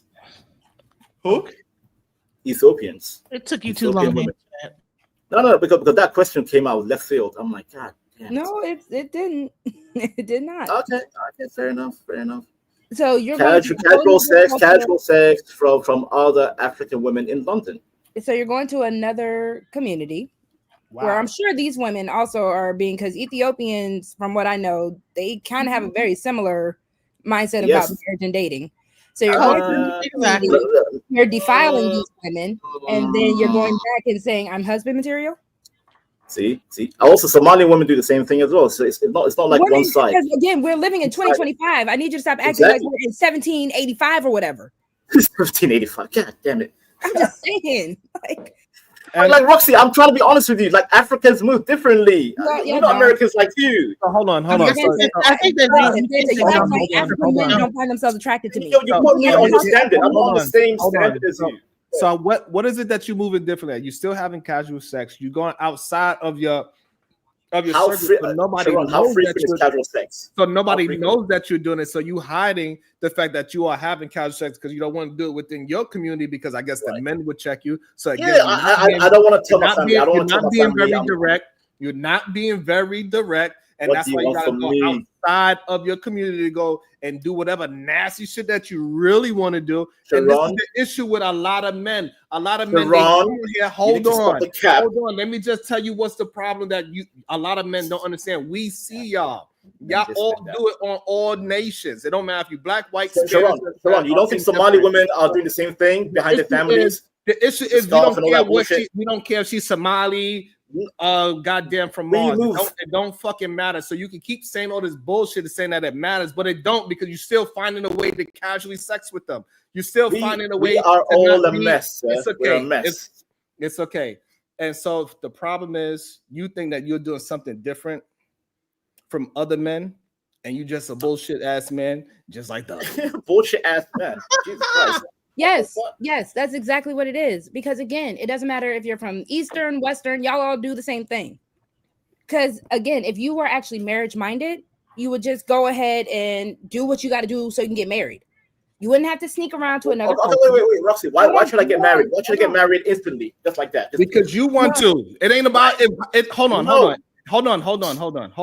You need to answer why you want to be married. Not Rose C should not be answering that for you. Unless you want Rose C to be your leader. You're supposed to be going to your men to lead you down the road of whatever it is that you want for yourself, your outcomes. This is why when I come here, I say you got to focus on the focus and worry about the outcome. Whatever outcome you want, no matter if you go left, right, up, or down, you need to be steering your light back to the outcome you wish to have. So why are you asking Rose C what you should be wanting from a wife? Unless she's your goddamn leader. Now, if you want to come and say, Sharon, you want young men to just get married without preparation. If you want no preparation, just get married, just like that. If you want Rose C to be your mentor and your marriage leader, then you need to come out and say that first. Go ahead. I find Roxy to be my enemy. Like my I bet you I can get Vanta. I bet you I can get you a wife. Do a little boot camp with me. I can get you a wife. Okay. Set it up. Turn the oven off, Sharon. You're overcooking. That's it. Top.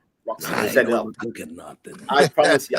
Listen, I'm charming. I can entertain women, but goddamn, just getting married like that, Sharon, that shit needs commitment and preparation. Well, you don't I don't want young men to say, I'm gonna get married real quick. So no one's saying, bro, you're 30, you're in your 30s. Real quick, what? Like, come on now. You literally just said in your culture. Hold on, I just got a question. Why do you think that marriage is so difficult? It's about making a decision and sticking to it. Because I have seen so many divorces in my family. What does that have to do with you? I see people walk. That's what I'm saying. I'm trying to be prepared, and I don't want to make a fool out of myself. Rushing into marriage. Hold on. I see people walk across the street and get hit by a car. What does that mean? Nothing. That's a false equivalence. That's a false equivalence, sir. All right. So let me give you a real equivalence. Why are you not concentrating on the 50% of human beings that stay married? Got him. No, because I'm focusing on people in my family, these uncles who are getting divorced in 5 years after marriage, divorced. What's happening? So then why highlight this? Okay, so again, why are you focused on the ones? Okay, so do you go? If you're trying to be successful at something, do you go and study and read about the ones that are unsuccessful, or you read about the ones that are successful?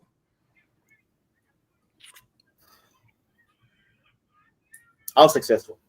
You'll go to the unsuccessful one? Yeah. Well, then that makes sense why you are an unsuccessful person. God damn it. I knew it. But that is true, because if you surround yourself or you only focus on what could go wrong, it's going to go wrong. Yeah.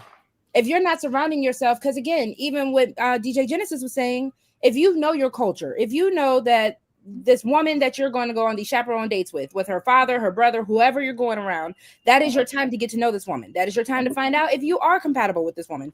Right. If you are doing it with the intention to do it correctly, what's going to come to you is going to come to you because you're doing it correctly. Why it's not coming to you is because you are obviously saying, I'm not doing it correctly. So why would you get what you're going to get?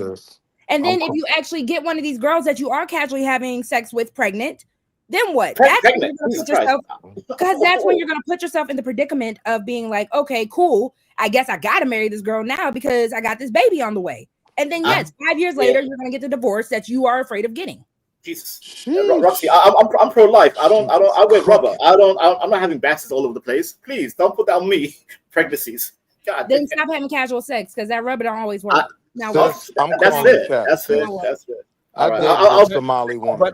I never met her dad. Regardless, and this is why all of these talking points are so dangerous because it all translate into your political positions and how you treat human beings and your thoughts on how you look at women, what's casual, and how your outcomes pushing out, right? So you are focused on divorcees, and so that's where your focus is going, and that's making you hesitant towards any woman that you meet. I'll be honest with you, Sharon. It scarred me. I've seen divorce scar me. And if you are always afraid of jumping in and looking for the truth in things, it would make you make bad decisions. And this is why we in the current situation in America, for example, a lot of people made bad decisions picking Trump because they didn't want to do the due diligence and be accountable. Oh my God! Trump, don't do that. Don't bring it back to Trump with this whole situation. And it's okay that you might not understand it because you just don't have enough life experience to see how everything is related. But choosing to be with a woman or not, if you're a straight male, is a political decision in today's time. I mean, marriage is political. All right. So again, you got to be careful about the things that you consume. Shout out to Republic Tea Room. The 2 Ball says, when you're, hold on, what emoji is that? When you're a hammer, everyone is a nail. Damn, that was kind of fly. I'll say me. Wall Street wants to say something. Hold on, let me welcome him to the show because he gonna say I don't give him the floor to talk off topic, but let him talk off topic. Welcome to the show, Wall Street Willie. Habaragani, my brother. Sharon, as always, it's good to be in your presence. To the sister Rogue C, I'm gonna do you the favor and turn off the oven because you're overcooking. You're over. I'm gonna turn the oven down for you, brother Vanta.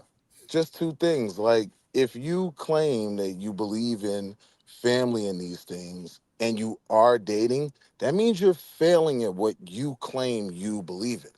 If you're gonna be in this market, right, then you have to admit you become part of the problem if this freelance dating you claim is the issue.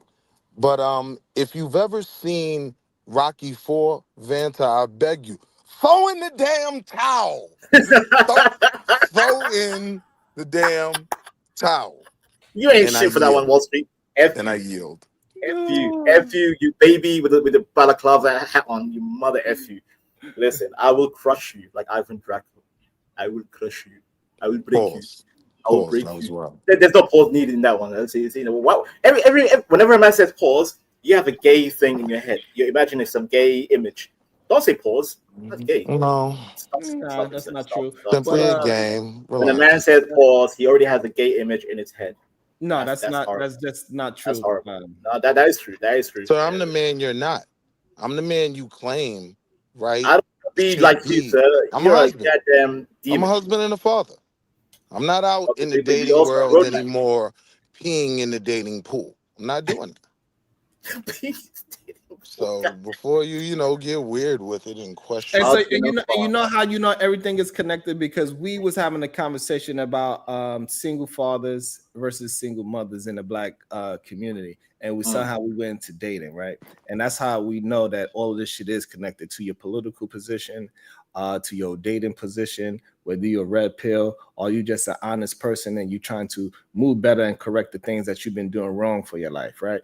All of this shit is connected. And the more that you are out there as Willie would say, off topic, Willie would say, pissing in the pool, right? Your decision making gets worse as you not focus, because if you are with one woman and you focus on your family, your decision making is going to become way more concrete, because you have to be more concrete. You got to be more direct with your decision making. You got to say, hey, I chose this person because of this X, Y, and Z, not because because he only beat women, and that's the only reason why he actually won. About to be a situation.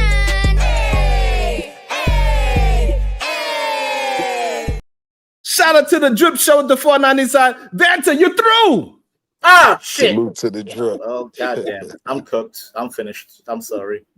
Yeah, Damn. Even Dick said I'm cooked. You don't have to be, though, Vanta. That's the beautiful thing about it.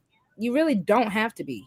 You got to buckle down and actually know what you want. You got to know what kind of man you want to be, so you can actually know what kind of woman you want, and you can attract it and do what you got to do. But again, while y'all just think y'all got time on your side, like I said earlier, you ain't.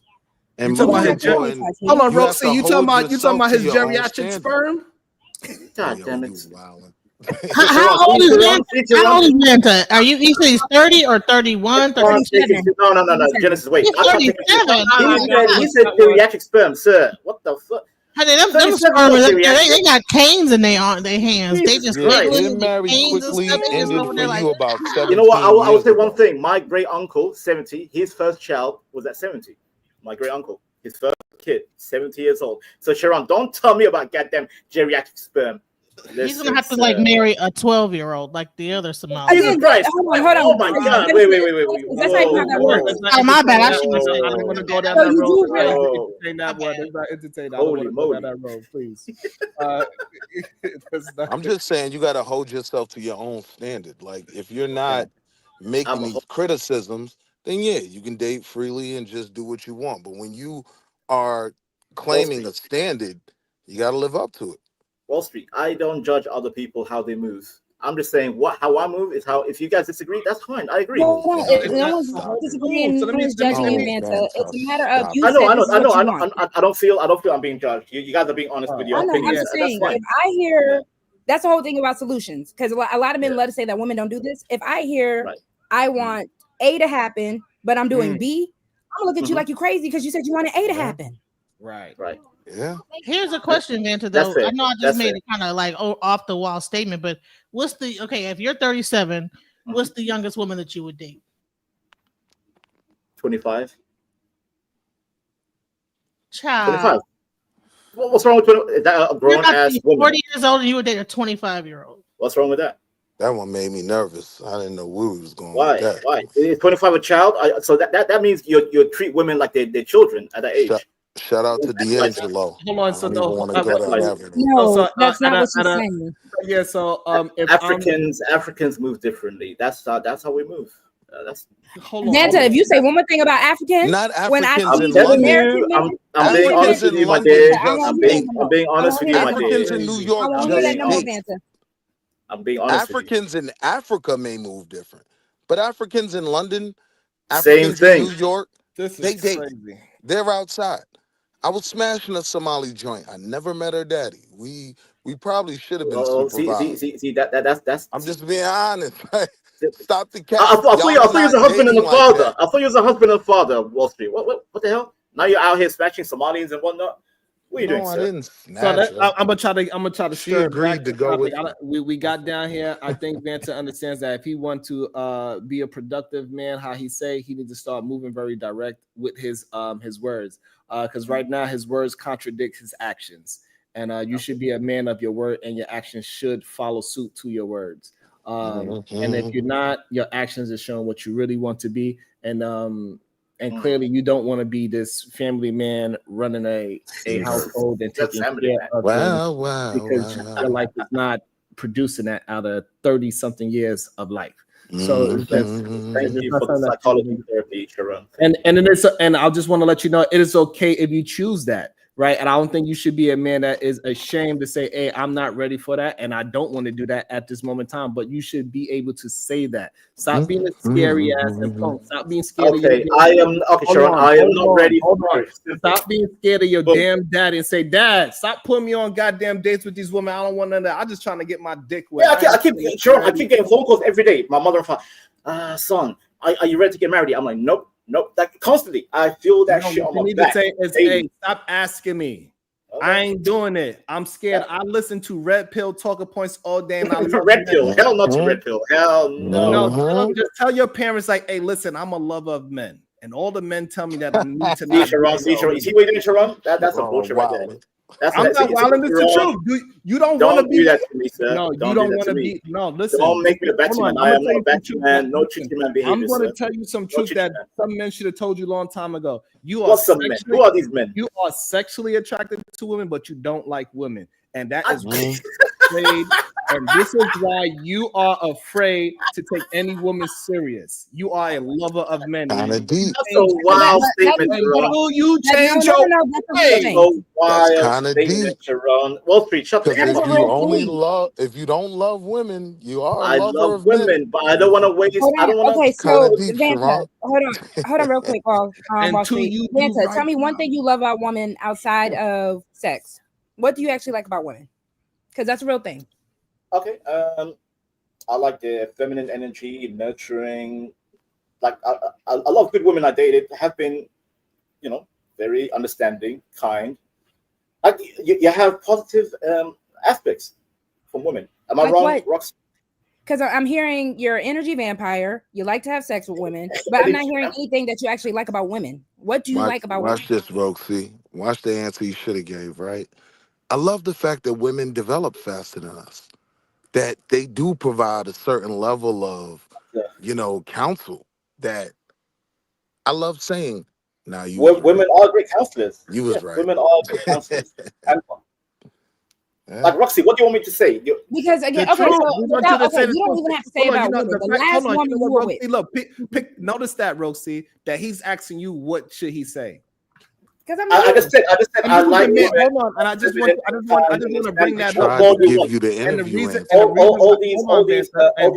on, and the reason why I brought that because you said you was a direct man, and a direct man is not going to ask somebody else what should I say. You need to work on you need to work on your thoughts. I just answered. Hold on. I'm giving you some game.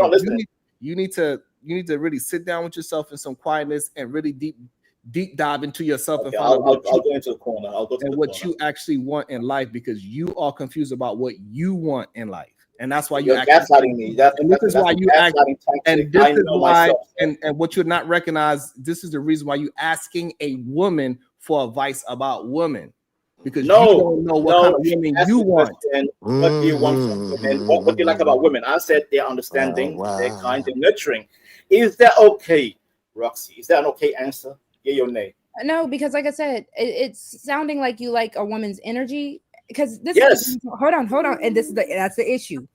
Because when I ask men, what do you like, and I'm not even going to say all women, what do you like about the specific woman you last talked to?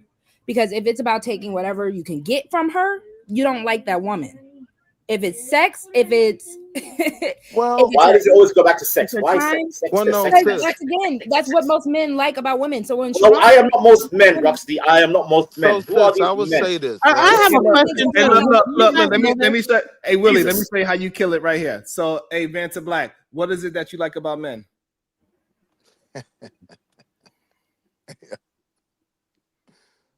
Go ahead. You can't answer it? It's not a got you. He's not being funny. It should be an easy answer. It should be an easy answer. It's almost, what do you like about yourself? God damn, Sharon. See, I'm diabolical. I'm not. I have a question. And this is going to be kind of a... Yo, Willie, I'm like a surgeon with this shit. I have a question. This is going to be across the board for all the men on the panel. Do you know that men are really not supposed to spill their semen? And when they actually have sex, they're not supposed to actually ejaculate until it's time to have a baby? I agree. I agree. Are Genesis. you That you're supposed to going on retain your science or semen. the word? I don't know They, about. no, you're not supposed to. You're not supposed to actually eject I'm when you asking what actually have. creates that standard. Is it See, science or Genesis. the Now word? you trick these men. Now you trick the African American men. Now they're getting. No, You I'm see, not tricking. look at Wall Me Street. and Look my at Wall Street. sister can It's always activated. repeat. Well, they actually Activated. call every time that you expel your sperm the petite mort, which is Hold on, y'all. small Hold on. death. Hold on. About to be a situation.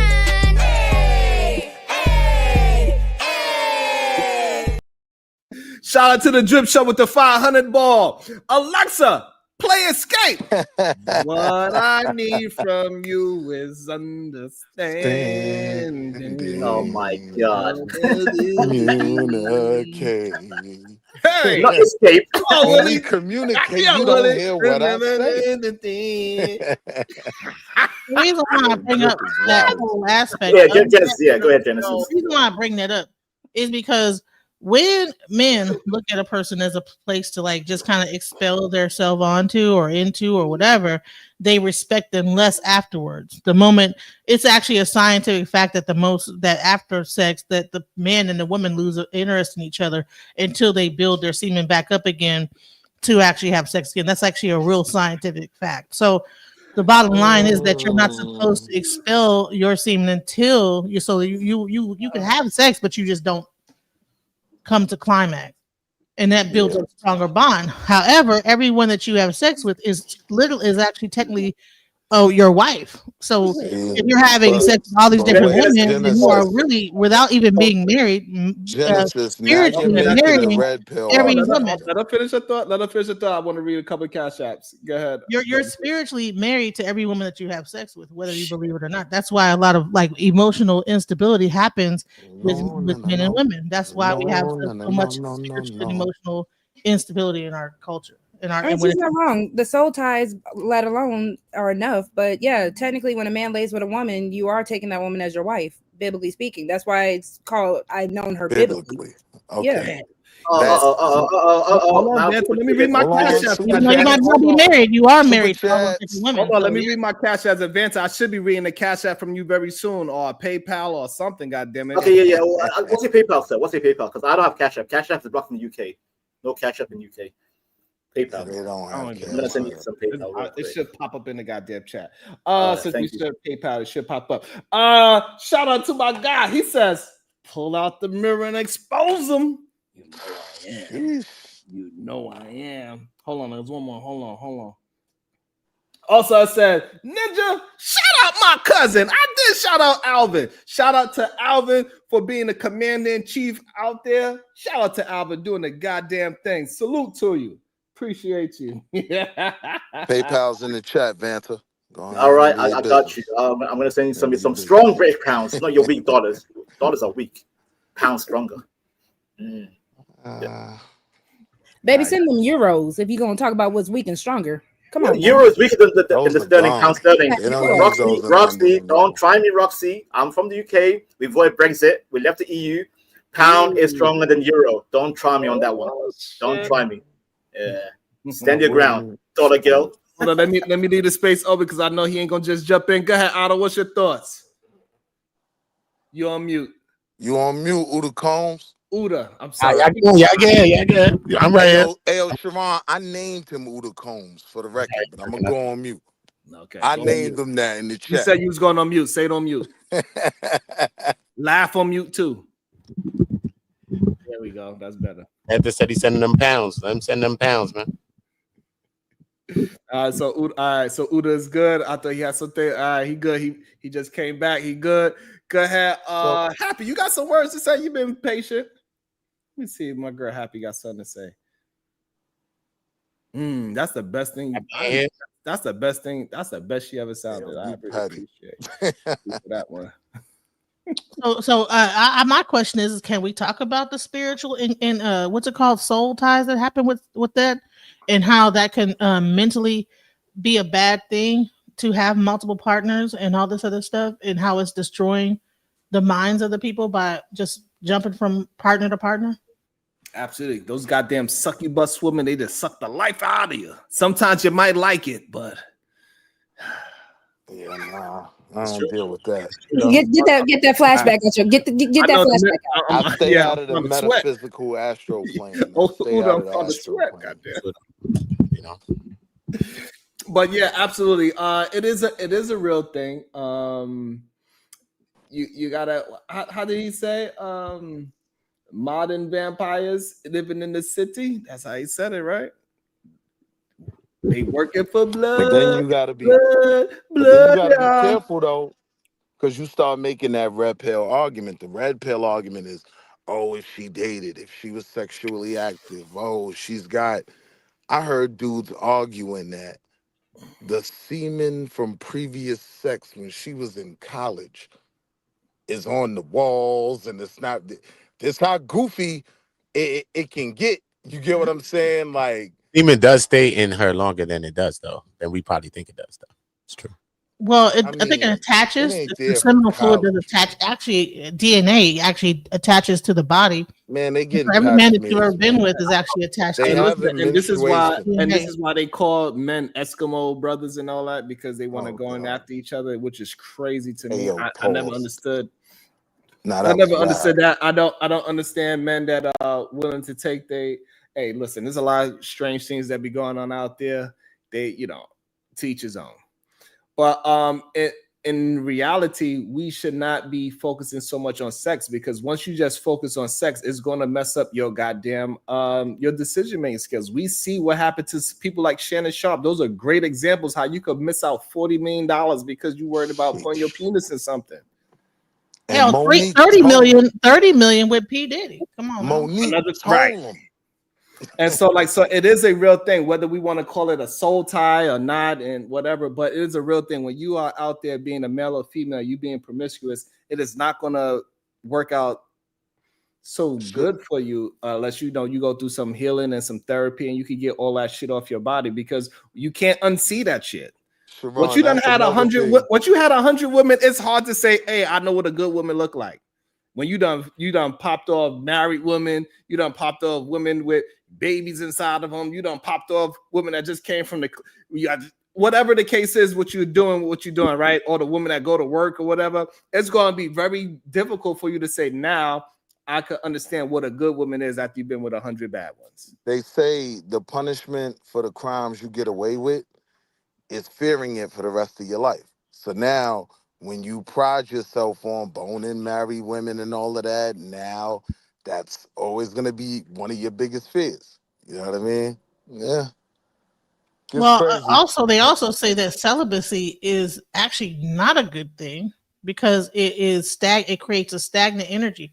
So it's not. So do you think that celibacy should be the answer? Should a woman just continue to be like celibate also, like up until until she finds a mate? Like if she gets, like, say it takes her. Genesis, because they don't want that. Because when women said that they were going to do the 4B movement, when women said we're closing our legs, these men had a fit. Yeah. They cried. I mean, I don't deal with right and wrong. Hold on one second, Willie. About to be a situation.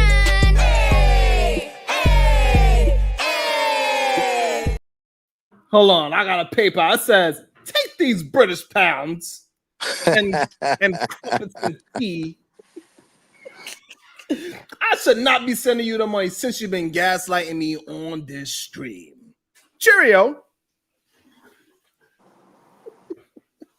I appreciate you, Vanta. Thank you. I did not say cheerio, you mother effer. I did not say cheerio. In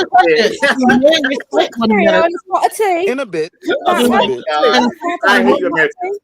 You Americans. What do you think?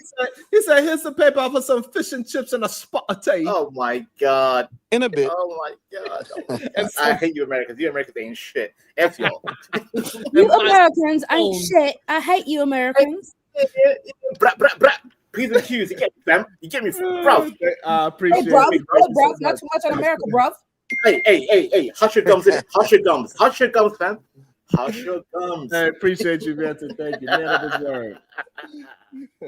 Salute to the panel. Go ahead, off topic, Willie. Go ahead. I was going to respond to her comment about the celibacy thing. And listen, man, I'm a proponent of it if it works for you. But being sexually active doesn't kind of determine fully who you are unless you're moving crazy. You get what I'm saying? So just because a woman is sexually active, it doesn't mean that it's going to determine my worth in her. You know what I mean? But So do men respect women that say that they're celibate? Or I've been celibate for 6 years. Do men look at no her better, men. like, oh, you're a better woman because you haven't did it in 6 years, or So I'll they be answer like, you I this don't care, way. I just want to get it in anyway. Like, Nah, what do F men that. They I'll didn't think? let, hit. Hold on. They didn't hit the like button. We'll come back when we get the likes up. yeah, I should have hit that too. My bad. All right, my Wireless life wake is up on. show. We get it cracking, no acting. Say what you say, Yeah, but I mean, but bring facts with it. I'm Sharon Bracy, come face me. All love. I better hit the fucking like button. I What we don't be saw the understand case what's be. real. We're almost there. A little bit more. A little bit more likes. Boom. Hey, this the Wireless wake up show. Lights on, case closed. With sips on deck, no capping. Just proof exposed facts. Challenge me, let's see what's happening. We don't We need 20 more likes. Sharon Bracy, come face me. Truth gon' win, night turns to evidence. Mike's receipts in the file. We taught that street gospel, broadcast live. Wireless wake up show, the More truth likes. unfold. Ain't no games, we chasing facts, we taking hold. Lights low, in the studio, the tension thick. Chat scrolling, comments heavy, they expecting this. Look, I drop a jewel, it explodes, scatter in the crowd. You talk tough in the ends, but vanish when it's loud. I've been smelling smoke, fakeries and fraud. Boss frontin' in Let's the go. We're streets, almost there. the All right, let's paperwork go. flawed. Receipts stacked tall, timelines crossing the line. This is ghetto core with a beat and a rhyme. Bring your courage, bring your proof, or get exposed. Oh, 9 tonight. more likes and we I ain't good. afraid of the truth, I live for the fight. I'm sure I call your name, come stand right here. It's all love, but the case gotta end this year. It's the Wild and Wake Up Show. Lights on, case closed. Receipts on deck, no capping, just proof exposed. Challenge me, let's see what's happening. We don't pretend. I'm sure I'm bracing, come famous. Truth gon' win, man. Witnesses calling, testimony. 9 more likes. 9 more, we good. Back to the show. Foundation steady. This ain't petty beef, this a purge of the lies. We strip masks off, truth televised. Every edit erased, no escape from the lens. Your moves documented, beginning and 8 more likes. end. I'm the God damn. host with the hustle, the streets on my chest. No capping, the truth manifests. A lot of them scared when the light hit true. Scared, hide in the shadow, ducking the proof. But it's the arena, respectfully loud. Where the Raw righteous get Platinum, heard living and the humbly. fakes disavowed. Come on, make it happen. Stream overflow, donation, To the captive chat. vibes. We dissect illusions, stitch timelines tight. March through the smoke, no fear at night. All right, thank y'all. I shouldn't have to hold y'all hostage for no goddamn Nigga, likes. That's surgical. insane. Shout out Yo, to you Mule surgical University. with Thank it. you so much with the $4.99 super sticker. Thank you so much, Mule. I appreciate you. Thank you so much. I'm mad Vanta said, hit the bloody likes, you wankers. Hit the bloody likes. Goddamn right, you wankers. Smash the like, you Wanker. goddamn black bastards, you bastards. Hey, Hit bro. the like. Hey, bro. Hit Bro. the bloody Button, like, bro. you wanker. Oi, man them, Hit hit the like, man them. Everyone All right, on so the go road. ahead. All right, so Man them go ahead. on the We're gonna road. get back to off topic Willie. Go ahead, off topic Willie. I was gonna say one of the biggest lies that's told is can't turn a hoe into a housewife. The honest truth is a lot of dudes do it all the time, right? So when it comes to that sex conversation, I agree that you kind of weaponize it more when you hold it back. But you know, if you've been active out there, sis, who you were doesn't necessarily define who you are. So doesn't mean you So can't have do a you think that husband. women that are being celibate are kind of weaponizing sex, like holding it back? Well, I mean, yeah. If I'm being honest, one of my biggest beefs with men in general in the manosphere is we don't weaponize sex.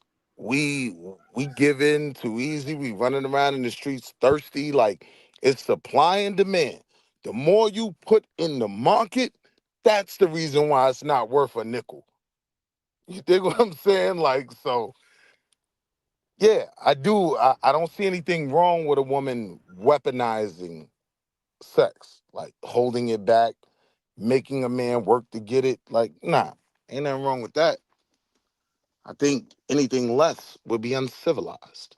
Okay, so what's your thoughts on that, Rosie? Should women weaponize sex? I mean, I didn't think that this conversation would go there when we were talking about, the way how the conversation started, but we hear now. What is I your did thoughts? actually. I did. Celibacy weaponizing sex? That's crazy. I definitely saw this coming. That's what's hilarious about this. Because if we're going to have the single mom, single dad conversation, hell yes, weaponize sex. Keep them legs closed because these niggas don't know what they want to do. They don't know what they want. They want marriage. They want casual dating. They don't know what they want. Keep your legs closed. That's the thing on me. Roxy, come on, let me be. Let me live. God damn. All right, go ahead. What's your thoughts? Queen is cooking. So Genesis, do you believe women should use sex as a weapon? I mean, in what way? Like, I mean, I don't. Okay, you say celibacy is weaponizing sex. I have never. This is my first time hearing that celibacy is weaponizing sex. By holding it back, you're weaponizing it against the man. What? So that means because you're not easy, that you're using it as a weapon to control the man, or are you just withholding it just to not be out here just slinging it all around, cootie cat everywhere, cootie rocking everywhere. You know, you got the right. That's the bubble socks. Bubble socks. I think that's what's happened. You know. I think when I use the term weaponized, it could be misconstrued, but I'm saying it can be an instrument to get what you want. And if you give up that instrument, right, then you lose leverage in what you might want to push a man to do. So y'all good after just one instance of cootie cat? Y'all only need one? Men? Last time I checked, y'all once y'all get it once, y'all want it again and again and again. Oh, again. absolutely. I mean, Roxy, you call me a vampire. I want more. Yeah, I want to suck the blood out of the women. Whoa. No, don't touch the blood. That's weird. I'm not doing that time. But I'm saying that. Hold on. I want to get it clear so Genesis can answer. Let me read this cash app. It says we are looking at sex wrong. It's supposed to. I guess it's supposed to, and he'll finish it out. So I guess we'll be finishing that statement in a second. So Wall Street really saying that yes, women should be using sex. So should men be using sex as a weapon to get what they want out of relationships. So yes, he is saying that a woman should be using her sexual vagina to get a man to, I guess, marry her if that's what she is looking to do. So. Well, you know who else weaponizes sex is prostitutes weaponize sex. Wow, what? I mean, think about it. For legal sex work, make the brothels legal nationwide. All right, so before okay, hold on. Before we move it, hold on, Genesis, hold on. Before we move it into prostitution, do you think women? I'm all fucked up, man. I love Genesis. Genesis cook Genesis. Manipulate a man to get what you want. That's not manipulation. That means That's her get job. what you want. That's not manipulation. That's her job. That's why those two aren't the same. Weaponizing sex is usually because we know, unfortunately, men, y'all think with y'all little brain, your little head, more than you do with your big head. Weaponizing sex would be either I'm going to take it away because I know you cannot function without it, or I'm going to use it to manipulate you. But no, that is not the purpose of sex in any form of way. The purpose of sex was for two to become one, to be able to enjoy each other, to be able to find beauty in each other, because we said, forget all these other people, it's me and you. But because we made it such an open invitation for everyone else like that. Correct. And again, what we said earlier about the spiritual marriage and stuff, I'm bringing every Tom, Dick, and Adam with me while I'm laying with you, and you bringing every Susie, Beth, and Henrietta with you as well. What are these names? What the hell is and another thing is that they'll say, like, oh, you're celibate after 40 and you probably have did it to this and that person. So if a person, so you saying that by her holding that back and probably saying, maybe I should, I got kids, I'm not going to bring every dude into my house and I'm just going to like wait till I find the right person. That's weaponizing that. That's weaponizing. No, it's just a person that's deciding to cool out, chill. Like I don't think celibacy is a weapon. For one, anyone who wants to come at you and say that celibacy is a weapon, y'all need to grow up. If a person doesn't want to have sex, that's what Will said. He just said that. I have a question when I was for using the Genesis. term weaponized, right? I'm saying using as a tool and an instrument to accomplish your goal, right? Whatever your goal is, this can be an instrument that you can utilize to accomplish your goal. So if your goal is to have a man most men are going to tell me y'all ain't that pressed about sex. So how can I weaponize it? If your goal is to have a man commit to you, giving up the box doesn't help you in terms of your goal, right? For me as a man, right? Watch this. Sometimes, especially when I knew I put it down, right? Me telling her, no, I'm not, listen, I got to get up in the morning, I got to work. Hey, and, I got my son right now, and now I can't do that tonight, right? And now that takes off the table.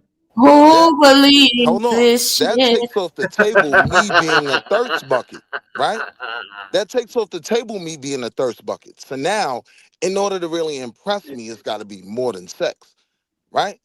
If every time she calls, I come, nope, well, pun was intended. But I'm just saying that doesn't benefit me. Wall Street Willie. Did you not say you're a husband and a father? A whole nother situation. Fine, just saying. Husband and father, absolutely. So why are you sleeping around with other casual women? Like, what's going on? It's like, bro, are you like you're deviant? You're a deviant. Sir, I'm in my 40s. I was talking about my past experience. What got me to the goal you haven't been able to accomplish, right? I'll get there. I will get there. Don't worry, Wall Street. I will get there. There was a time when I was you. I'm speaking to that time. I went to college. I went to a PWI at that. Sisters, don't judge me. I always knew I had to bring a black woman home, and I did. I'm judging hard. But I'm saying I'm speaking to past experience. And to be honest, one of my older female cousins, she taught me, in my teens, you don't want to be that dude. You don't want to be the guy jumping out in the street, hey, sis, come here, and trying to grab her hand and all of that, because you lose your value. She's now in control. So that was a lesson that helped me control how I moved, even sexually. I have a question, Wall Street. I have one question for Roxy. Okay, go ahead, man. Go ahead, see. No, I'll be quick. I have a question for Roxy, Genesis, and Wall Street. Is celibacy a bad? Is it positive or negative? In your eyes, what do you think about celibacy? Is it good or bad? I think it's positive. Positive. I think it's always more positive than negative because it doesn't invite the problematic portion of being sexually active. So my question was that when men hear a woman is celibate, are they impressed by that, or are they just like, who cares? It's true. It depends on how bad she is. It depends though. If it's true, that could factor in. I could factor in that too, really. But I'm just saying, if it's true, you know what I'm saying, I think that could add value to her. I think it does, you know what I'm saying? I agree. It can create a certain level of security. Go ahead, Happy. If I do link with her, right? Y'all don't care about purity. Stop it. A freak joint. Y'all don't care about no purity. We do care about you don't. We do. Because the only reason why y'all I was gonna get into that. I was about to get into all right, one at a time. Hold on, y'all. One at a time. Go ahead, Roxy. Go. The only reason why you all care about purity as men is because you want to be the ones to defile it. You don't want another man defiling with you. Oh my God. No, sis, I didn't say purity. I said true. security. You've been celibate for 6 months. I want to be the one to pop that 6 month thing. There you go. Hold on. They don't care. Everybody, hold on. Let her finish her full. Okay, this is how we're gonna do it. Roxy, Otto, Vanta, Genesis, off topic Willie. Happy. That's how we're gonna go. Because again,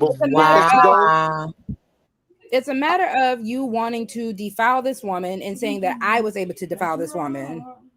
So that is the issue. Because when I say yes, Roxy is actually celibate. Because I'm going to be honest, I don't like the ties that come with y'all niggas when y'all don't know what y'all want. I really don't. Amen. And to be honest, it's like everything about being with a man that's not your man, it don't make you feel good as a woman. Y'all are slimy when y'all are just casually dating. I want y'all to know that. So I don't want that energy on me because there's not enough soap in the world.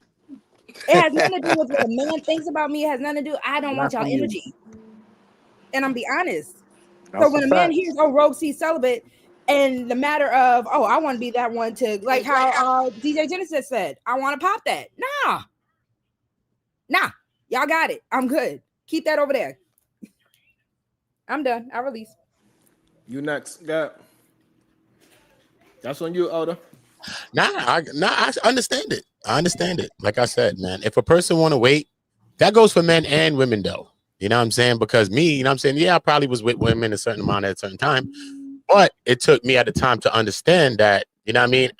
Didn't have to fuck sometimes. You know what I'm saying? Sometimes you have to see that as a man, though, because women will tell you that all the time.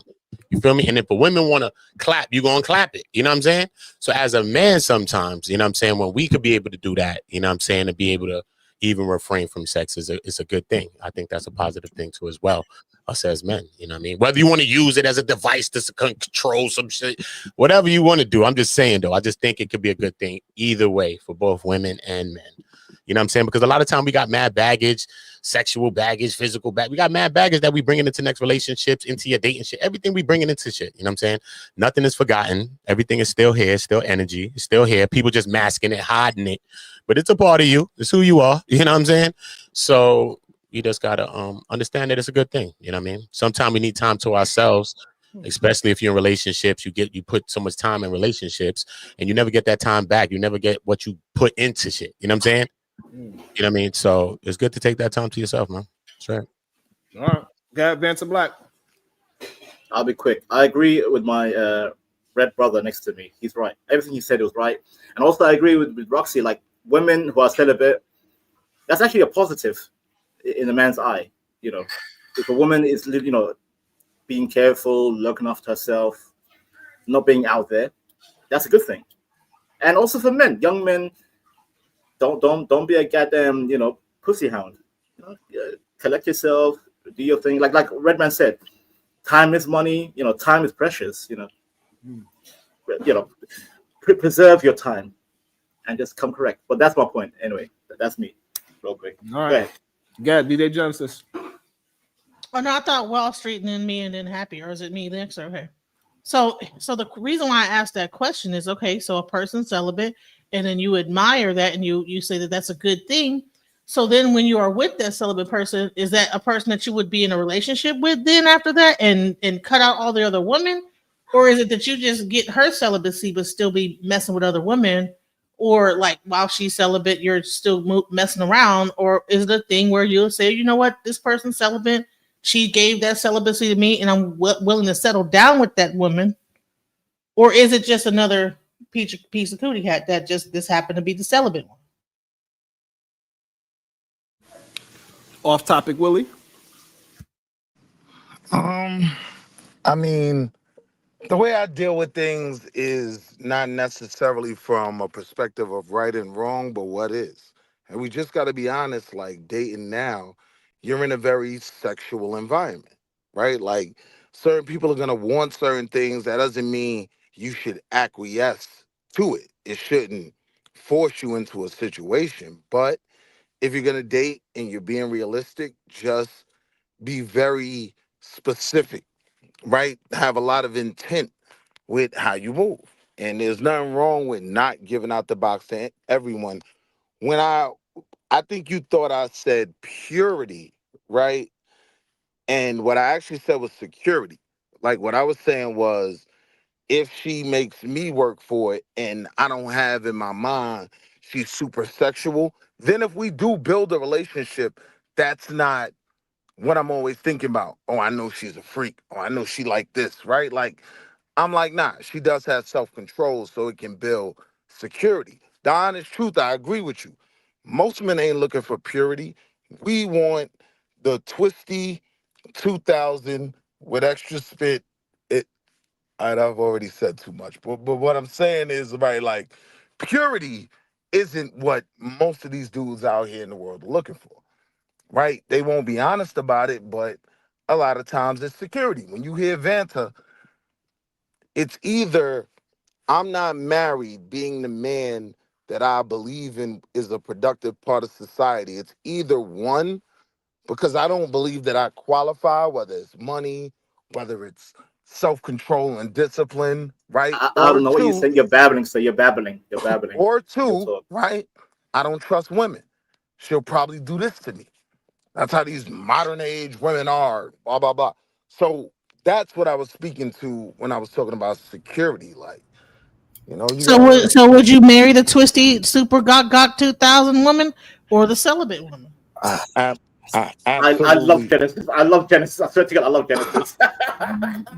I, I absolutely did marry the Gawk Don't be telling 3000, all your wife's and business.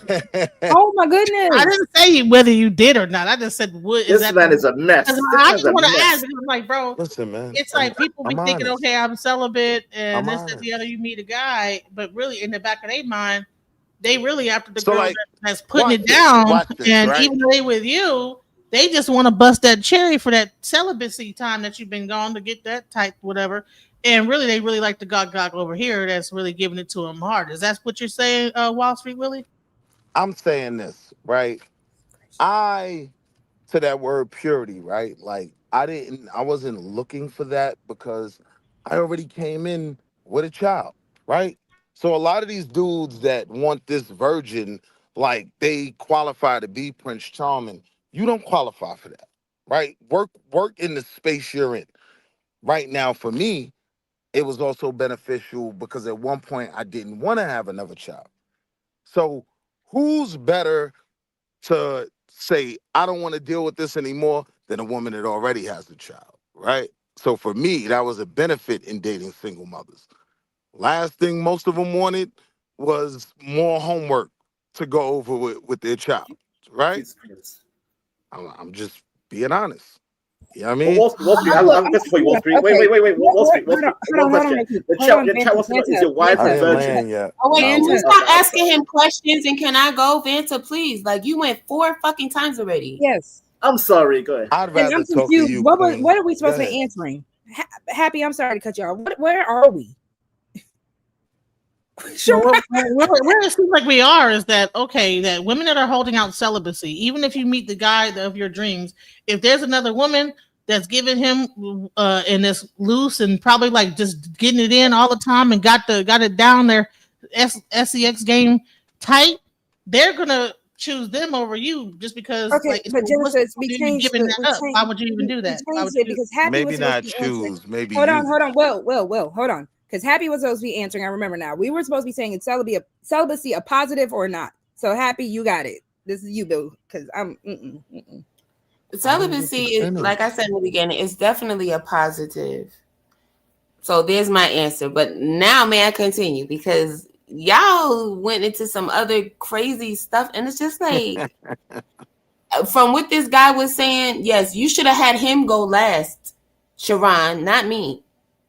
Because apparently he has a lot to say, and none of this shit is making any sense. Other than the fact that at the end, right, before Vanta cut in, he started talking about, oh, the woman's fault again. This is just the same old bullshit. You can't stick to the topic, and then at the end of the day, it's still the woman's fault. Absolutely not. It's ridiculous. I don't even know why I'm listening to this at this point. Like, what? It is. It's hard. Happy. It's hard. Yeah. I don't Thank blame you. I don't blame you. I agree. You can't. Hold on. Welcome to the show. FOG, good day, sir. Salute to you. How you feeling today? What's your thoughts? Hello. How you doing, guys? Can you guys hear me? Yes, we can hear you well. Yeah, perfectly. Hey, good evening. Good evening. Good to see y'all. I had to jump in just to give a couple of words. I don't think that women can weaponize sex.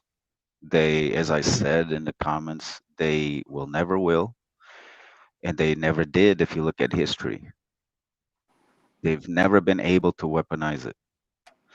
So for us to be talking about it, it's kind of pointless because looking at history, sex, the women give sex for free. So what are we talking about? That's Weaponizing now. sex. Right. FOG's right. You're right, sir. It's 100%. But when been you since say the never in beginning. history, we were talking about dowry. Let the man finish his thoughts. Off topic, Willie. Go ahead, FOG. It's they've never been able to it. Prostitution has been the number one job since the beginning of mankind. So women have been giving sex for free since the beginning of That's of, not free sex. of You just said prostitution was the number one job, but go ahead. Bingo. Okay, but even today, if you're talking about today, women are giving sex for free, even if even if they're not charging it. I mean, they say, look, if you want sex, you pay for this dinner. If you want sex, you pay for this. You give That's me this. You also give me that. false because y'all are FOG, paying just to look at women behind a screen. That's why OnlyFans. All it's right, hold on. transactional. I don't know why y'all don't want that FOG finish, but I'm sorry. it's all right. Welcome to the show.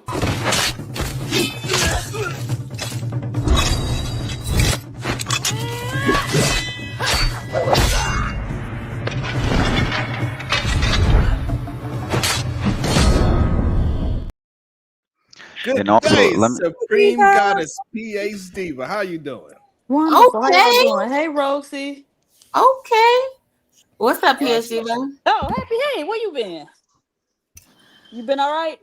Mm-hmm. Good. I'm Good to good. see Thank you. you for asking. Hey, Diva.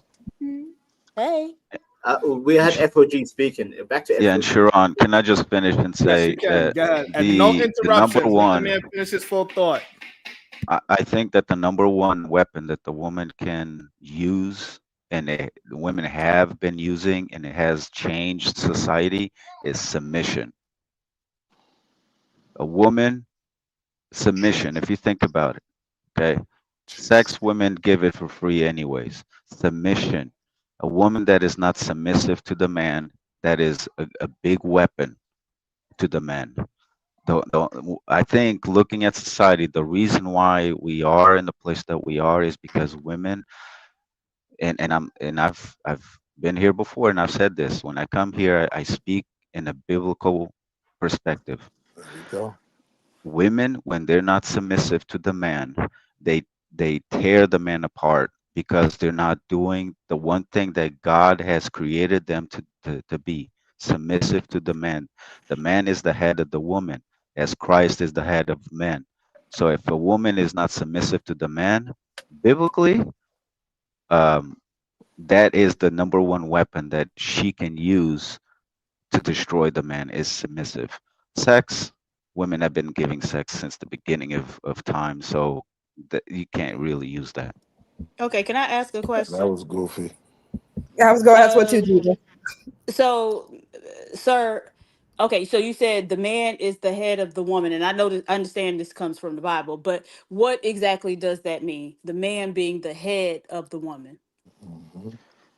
It means that he's the well, if you look at your body, what does the head do?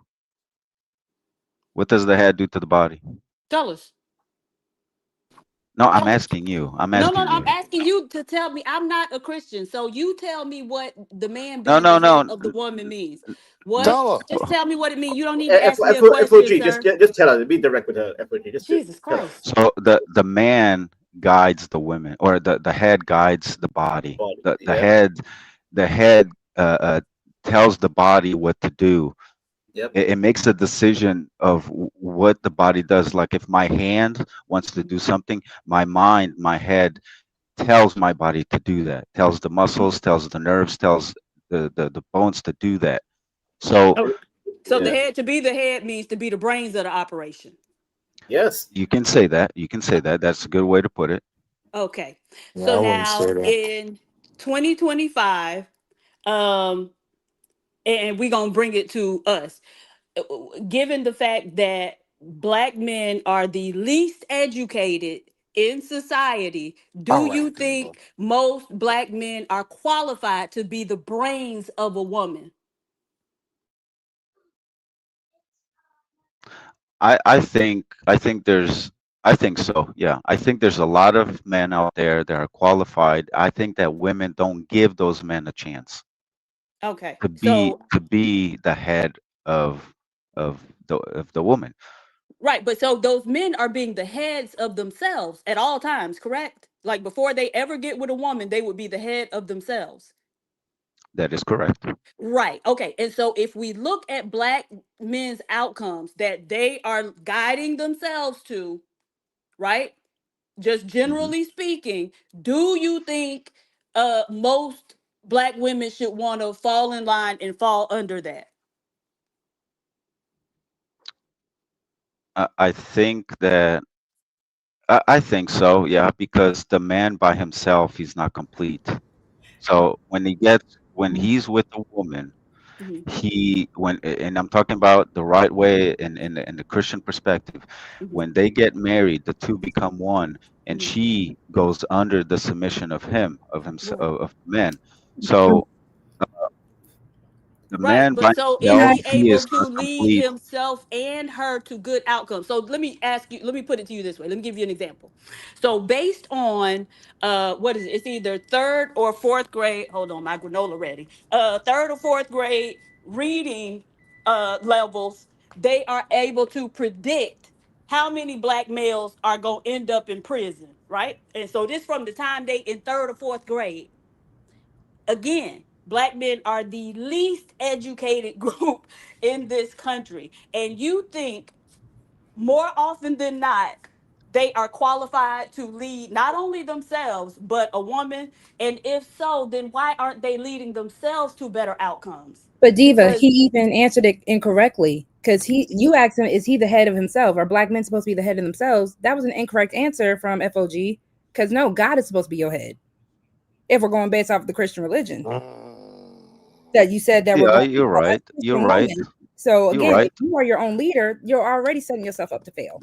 Yeah, but I didn't mean to say that you are your own leader. But I understood where she was right. going. I was meaning in a practical sense. Like Right. I they understand. making Yeah. decisions every day for how Right. they run their own lives. And I get And that's you're They're right, not yeah. supposed Rosie. to, They Diva. are That's a good supposed point. to be following whatever God or Jesus say or And whatever. Right. Rogue, yeah, you're But right. Jesus You're gonna right. tell you whether or not to go to school or that type of thing. So I'm asking again in a very practical sense. And so given the outcomes, right? I, But you Right. Jesus sitting up is the here one telling saying you not to yes, make no baby but mamas, as a Diva. woman, I'm telling you no because I would not want to be subjected to what most of these men are capable of leading themselves to. Yeah. And But that's what I'm okay, saying. let me Jesus just is say the one this, telling Rogue. them that they're not supposed Rogue, to be making these broken homes and these baby mamas. So that's Rogue. what I'm See, saying. They I agree listening to with themselves and you. not Jesus. I do agree with you, Rogue, that what you just said, I agree with that. And that's a big problem as well, because men want submissive women, but they're not submissive to their head, which is Christ.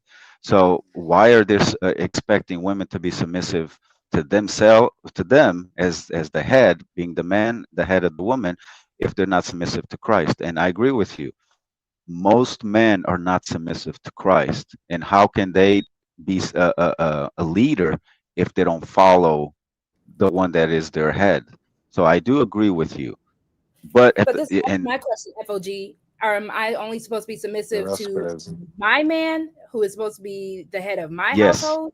Or am I yes, supposed to be submissive to all men? Because when y'all say that, no, no, okay. no, no. When I say that you were, because the Bible doesn't say women be submissive to all men. It says women be submissive to your husband. So a lot of men don't even fit into this into marriage, right? A lot of men don't are not married. They're together with somebody and they want to be the leader. Well, the Bible says women be submissive to your husband, not to every man. My wife is not submissive to all men that she walks. She goes to the store and she submits to all men. She's submissive to me because I'm her husband. So if you are in a marriage, yes, women be submissive to your husband. If you're not in a marriage, don't expect don't expect your husband to be a leader, especially if he's not especially if he's not following his head, which is Christ. And again, if you don't believe in the Bible, if you're not a Christian, this is hard for you to understand or to grasp. But if you are a Christian and you're not submitting to Christ, how can you expect your woman to be submissive to you? It's not going to work. So how So do you want I have submission a to be a weapon Man, then? that's crazy. If a lot of us aren't married, if a lot of us, for those who don't believe, how is submission the weapon that you said it was earlier? Well, if the woman isn't submissive to the man, she's not going to listen to him. She's not going to follow his steps. But So these men aren't husbands. You just said that. So no, I'm not going to listen to the man And that's I not. don't agree with that. Like, I think when you're trying to speak for Hold on, men, let them. I'll wait. I got you, Willie. You're Oh no, getting. that was my fault because I cut off Diva. So I'm No, sorry. yeah, Rosie. FOG was engaging in y'all back and forth. Y'all can have a quick back and forth. Go ahead, FOG and Rosie. Roxy, what did you say prior? I was asking because you said earlier that the true weapon wasn't weaponizing sex, it was weaponizing submission. But with that being said, if majority of these people are not married, if majority of these people are not for religious purposes, unfortunately, a lot of these people aren't believing in that specific word, right? So how is submission a weapon at that point? Because I'm not going to Well, submit to a man that's not actually covering me, for one. I agree with you, and look at where we are today. Look at the stats. Look at, I mean, women don't want to get married anymore because they don't want to submit to a man. They don't want to have children anymore because they don't want to, whatever the reason is.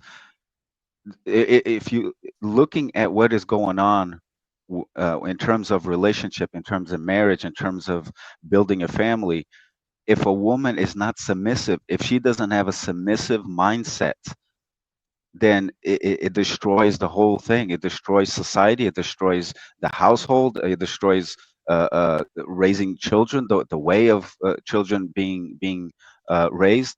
So it's there's a lot to it when a woman decides I'm not going to be submissive, right? So, Because submission. It, when a woman has the mindset of being submissive, that mindset it happens before marriage. It happens, by observing the family. Like and I speak this from example. My wife, before we got married, she had a mindset of a submissive woman. Why? Because she saw her parents live that, so she already had a mindset of that. Taking that in consideration, having that mindset, she now that we're married, she submits to me. She puts that into action. Why? Because she had the mindset before we got married. So when a woman doesn't have that mindset of a submissive woman to her husband, then, and I agree with you, if most people are not getting married, then how is she going to be submissive? Well, she can have a submissive mindset even though she's not married. That's I have a dangerous for question. women I to have have. a very Wait, so dangerous. what does That's that look very like though? dangerous. What That's does that very look dangerous. like? Let him tell us what that look like. What does it look like for a woman, an unmarried woman, to have a submissive mindset? that shouldn't even be required Well, he It's just said frightening she could to do me. it. Yeah, because the describe what it man look like. hasn't earned that authority up And until when now. does the submissive start? Does it start at boyfriend girlfriend? Does it start at when you just are dating? Does it start at engagement, or does it start at marriage? And then if you do submit to boyfriend and girlfriend, and he's single, because until you get married, you're still single. All the way up until that marriage thing happens, you're still single.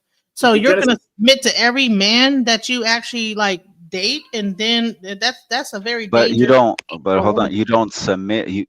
Just because you have a mindset of a submissive woman doesn't mean that you submit yet.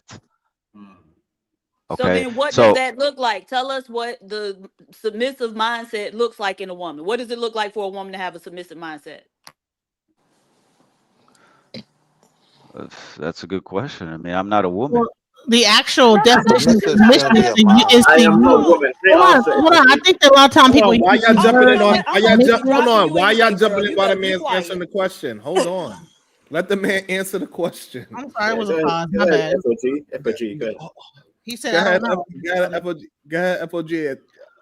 What is the some definition of a female. No, I want to know what submission it mindset. looked like. Oh Describe God. what it looks like for a woman, an unmarried woman, to have a submissive mindset. Well, I would have to ask that to my wife.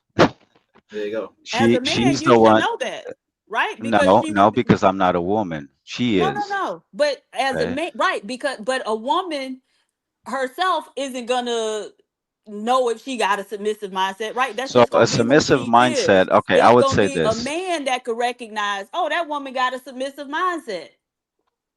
So I would say a submissive mindset. It would be. Um, oh man. I mean, I I've been with my wife for 15 years. So let me go back a little bit when we were dating. How I could the way I could see that she was submissive when she was younger. Um she respected and listened to her parents. She respected everything that her parents would say. She would consider, she would listen, she would put into practice. And I, as the boyfriend, looking at her family, I saw that she wasn't sleeping around. We both got married virgins. Okay. She wasn't she was a virgin when we got married. So she wasn't sleeping around. Why? Because her parents were virgins when they were married, when they got married. So a lot of stuff, she didn't do drugs, she didn't drink. Why? Because her parents didn't go, they never did that before. So a lot of things that her parents did by me watching the way her parents were or and are, seeing how she followed those footsteps. I guess you could say that I saw that as a submissive woman because she was able to take in information and put it into action without even questioning because she saw the benefits of it. So when you see women giving their body away, sex here and sex there to everybody that walks in the room, is she submissive? Yes. That's No, not a she's submissive not. mindset, though. That's not a submissive Yeah, mindset. she's submitting to those That men, right? right. And But what they that want. term, though, submissive mindset is wild to me. I think the only men that have an issue with receiving a certain level of submission is the men that haven't put in the work. Like when you know you're a certain level of man, you don't question submission. The only submission when it comes to me and my wife is when it comes to certain things, if I'm strong on it, I'm gonna go that way. The submission is, all right, I'm gonna roll with you. I'm gonna follow you. Right or wrong, I'm gonna ride with you. Right? There's a burden to submission as well, because now you gotta qualify. You gotta be right, right? So I don't require submission on everything else. Like in fact, I would say because I'm secure in a certain level of my manhood and I chose this woman for a reason, I'd rather just lean on that. I like that she makes decisions. I don't want to think about that. Just tell me who I got to Zelle, where I got to send the tuition. Like it's there's a certain portion of manhood where delegating becomes your real power, right? So that comes with trust. You got to trust the person to make the right decisions, right? Sometimes that person might have to tell you when you're tripping. If you require submission on everything and no, you must yield to me. I want to go to this restaurant. Like, yo, I don't even my submission is ingrained in me as a man because at the end of the day, my wife knows if I decide to go in this direction, I'm going to go, right? So the submission she showed me is all right, I'm gonna trust you. I'm gonna ride with you. But that comes with a cost. That comes with a responsibility. Now I have to prove. Mm-hmm. Now it can't be, I led her in a direction and we failed. And that's what I think a lot of men don't get. Like even in the conversation about submitting in terms of dating, only thing a woman should submit to is a nigga trying to lead her in the direction of a family. If you're not trying to, that's the only thing she should necessarily submit to, right? A man willing to dedicate himself to me. If you're not proving that, if you're not showing that, then no. But if you're dating, Right. she should not be submissive to you. If you're dating, she should be submissive to her father because she belongs to her father. Correct. And that is why when you get married, the What? father That's gives not the what you were saying, though. Yes. Okay. No, FOG is right. Now, don't get triggered. FOG Well, is hold on. hold right. on. No one's triggered because That also me being a woman who likes to enjoy a drink, who if I do like to go and do certain things, that does not lack me of a submissive mindset. So I'm not saying anything towards how you found your wife attractive or what you believe is a submissive mindset, but that's not an overall submissive mindset. Because usually when you hear a lot of men who want submission, one, like how Will was saying, they're not going to prove why you should submit to them. And then two, they want you to submit to them without any actual calling for it. A lot of men just want women to shut up and be pretty, and that's not how that works. I have a question. So, I mean, there's 3 married men on the panel, Let me and read my these. question is, Hold on one second, Genesis. Let me read these super chats first. You there, Diva? I'm here. Mr. Sean 016, $5. The parent who is there, man or woman, is responsible for the overall education. All boys learn differently from girls. Still no excuse. Do they? Because up until very recently, they was able to sit their asses in a classroom and learn. Mr. Sean 016, $5. So a man wouldn't know if he had a masculine mindset. If you really know self, you could answer more than surface questions like that. I agree. I wanted him to describe what it looks like from his vantage point. Nothing about me is submissive, so I certainly wouldn't know. For me, you could only become submissive if I'm leading, if I have a plan, right? So that comes with a cost of being able to prove that I'm worth it, that where I'm taking you is somewhere you want to be. You know what I'm saying? So, yeah. well, my question is that, like I was going to say earlier, is that there's 3 married men on the panel. Do you guys know the difference between submission versus compromise, and which one is more valuable, compromising or having a person submit to your will and just do what you say and you control them? Compromise, it has a different description. So submission is when one person yields to another's will. Compromise is when both parties give a little and find a mutual solution. For those that have been married for a long time or whatever, I think everybody's been on here married for like these 3 guys. Which one is better? So compromise or submission? For me, it's a balance of both. And the submission isn't a requirement, it's ingrained, right? I've earned a certain level of trust to be followed, right? So it's not even questioned. I don't require it. It comes with who I am as a man. You know what I'm saying? Like, and everything else, to your point, is the compromise. There are times when I might not want to do something, but fine. If I got to drive 12 miles every day to drop her off at this cello lesson, right? Because you want her to do this and you see the value in playing instruments, fine. I'd rather just come home and sit on my ass. But I'm a compromise because I trust you. I only brought you in my circle because you'd make me better, right? So it was something that Rose C said before about Don't go if past it, because all the men could answer it. Yeah, FOG, what's your thoughts on what is it that you're looking for? Submission or compromise? Submission. I mean, everything that I'm talking about, I'm talking from experience. This is not something that I'm pulling off my butt. It's all from experience. I as I said before, we got married as virgins. That takes a very strong man to do. I got married at 29. It takes a strong man to be clean for 29 years, get married to a virgin as well. She was 24 years old, and we're together for 15 years. We got 2 beautiful children, and we're more madly in love than ever before. It's all salute. from experience. It's all from experience. And when I talk about these things, I truly stand on it. and this is, it comes from a Christian man. I mean, you don't have to believe if you don't want to, but I follow the principles of Scripture, and that is why I'm capable of doing what I'm doing, the way I'm walking my life with my family. Submission, the way it's looked in Scripture, it might be different from submission that the world puts submission under.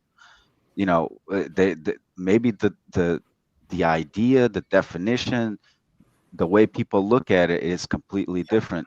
My wife, when she looks at submission, she doesn't look at it as a bad thing, as a negative thing, like she's, you know, she's being a slave or something like that, or she's just got to do everything I tell her, or else I'm gonna do something bad to her. No, she looks at submission as a service.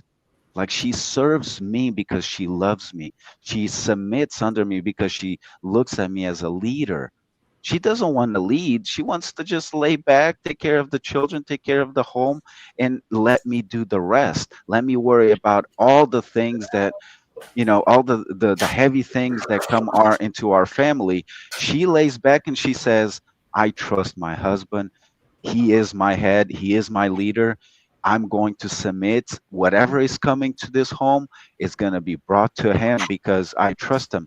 It's all about service, and me being the head and me being the leader. I'm serving her as well, I'm loving her as well.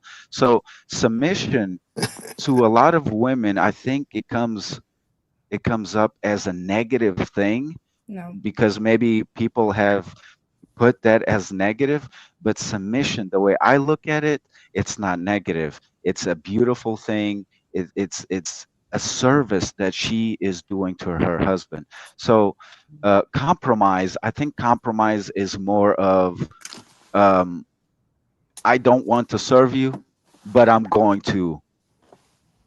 It's almost like I don't want to, but I'm going to. Submission is more of I want to because I love you. I want to because I want to serve you. So this is the way I look at the difference between submission and compromise. What if the compromise Hold comes from the on. fact that she knows better? Hold on. Off topic, Willie. Hold on. Good, Diva. Okay. Quick question, Mr. FOG. Does your wife work outside of the home? Or is she just a homemaker? Or is she a homemaker? Not, I didn't mean to say just. Is she strictly a Uh, homemaker? I see where Well, you're going. It's a we have yes two or no children. question, sir. You take a It's lot a of words yes to or answer no. simple Right questions. now, hold on. Right now, she's at home. Yes, she doesn't work. Okay, wonderful. But okay. All right. Mr. Sean 016 with the 10 ball. All right, he's stepping it on up. Masculinity, under no circumstance, should be turned on and off depending on anyone. You Mhm. already come into relationships that way, regardless of others. Femininity or submissive mindset depends.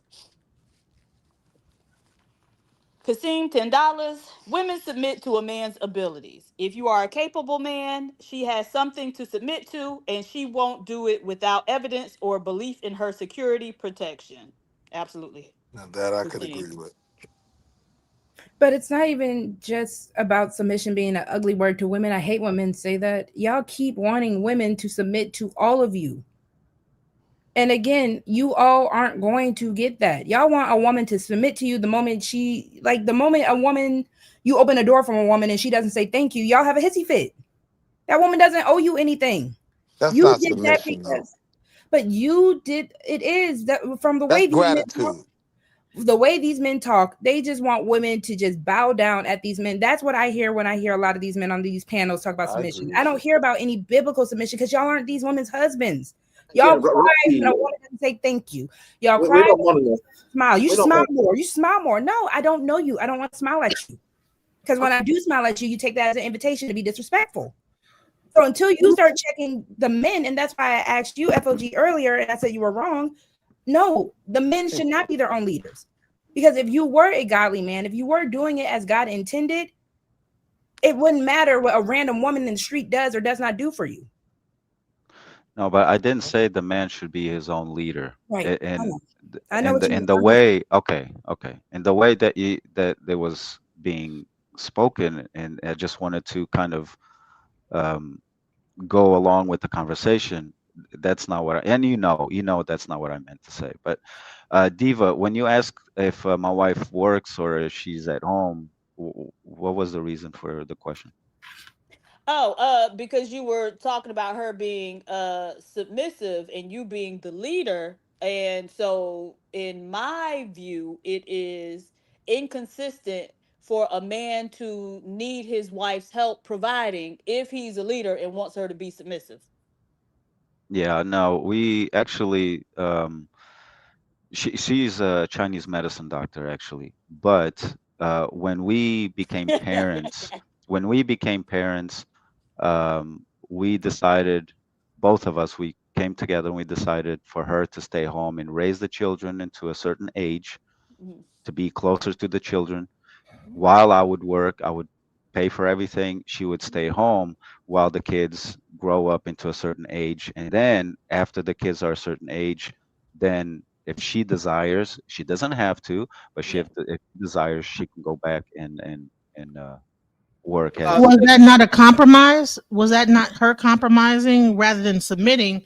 She compromised her position as a doctor to submit and be underneath your authority and do everything, but she actually is a doctor, so therefore she compromised. So I'm just saying. So I wanted to hear what Sharon And that's in crazy. his situation. Do you? Because he's been married. I want to just know because I'm just trying to understand Yeah, about. I think the compromise and submission, to be honest, in a long relationship is the same thing.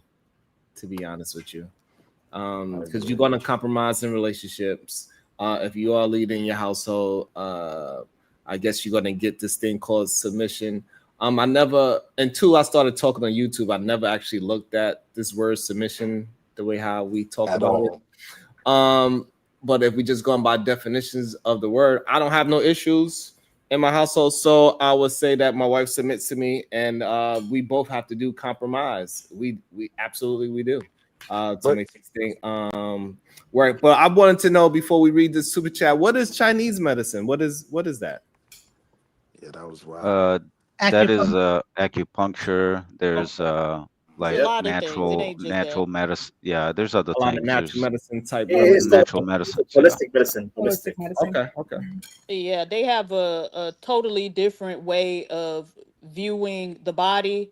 Yep. And so they look at it in terms of systems, right? Yep. Mm. So yeah, it's I study it a little bit, but Genesis. My mother goes for acupuncture like every other week, like like de-stress her okay. body. It's a, it's It's a, more than it's a acupuncture, child. It's not yeah. Mr. typical Sean Western Zero. medicine. Hey, ain't it 12 o'clock over there in the UK? Yes. It's Yeah, probably speaking of about which, midnight over in that motherfucker. if I may, Sharon, thank you for having me on, sir. Thank you for having me on. So this Hey, channel, Sharon, let me ask you a question. Roxy, Hold get me a on. wife, Roxy. Get me a Hold wife. on. Set it up. Let Join my Vanta. boot That camp. man say find him a wife.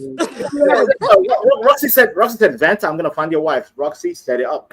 Let's I Well, take said it. you gotta come to wait. my Turn boot on camp your first. camera so we can see what you look like, and then we're gonna Yeah, do a dating not show for tonight, you. but We're next gonna do a time. dating No, show for you. next time I'll come in proper, Okay. trimmed up, looking Go ahead. fresh. Come on. You could do it. You could do it, Vanta Vanta. looks like I'm the No, captain I'm of in the my ship dudes. Like, now. listen, I look musty. I look Not horrible. musty. I am horrible. Ugh. I feel sick. Look at So myself hold in the on. mirror. So Vanta, you got your bonnet on? Not the Yeah, bonnet. right. Yes, sir. I will come. I will come with a suit and a I am top the hat. captain of the I'm gonna ship All come. right. I'm now. gonna Hold come on. looking like Mr. Monopoly setting to get me. We're gonna But, read the super chat. We're gonna bring Kulu into the conversation. Go ahead. yeah, thank you, Sharon. I'm gonna leave. Hey, Thank thank you. you. Appreciate you, Vanta. Thank you. Come back again. At Mr. Sean 016, $5. Rogue C. Just like all women shouldn't expect protection from all men who aren't their husbands, if you should reserve something, what does man reserve? Mm. Why are men trying to compare themselves to what women do? Oops. Mm. They leading, right? They supposed to be the Mm. leaders. Damn. Because Damn. again, I can be a polite woman, but then at the end of the day, with that being said, yes, most men do come to my protection, but it's not because I asked them to. That is what's instilled in them. So again, I can't That's say yes or no to what a man is going to do. well said. Okay. Diva, do you think a man should reserve anything? No, put it And all on the table. Give it if all he, to us. well, that's if he can. Some men. Right. Yeah. Hey, stay home because you can't put it all on the table. But I did want to ask FOG. And so biblically, what conditions must a man meet in order to be worthy of submission? Oh, jeez. That's a good question. That is a good question. FOG might be away from the phone or from his microphone. We get him once he's on mute. If you talking FOG. All right, so he's probably away.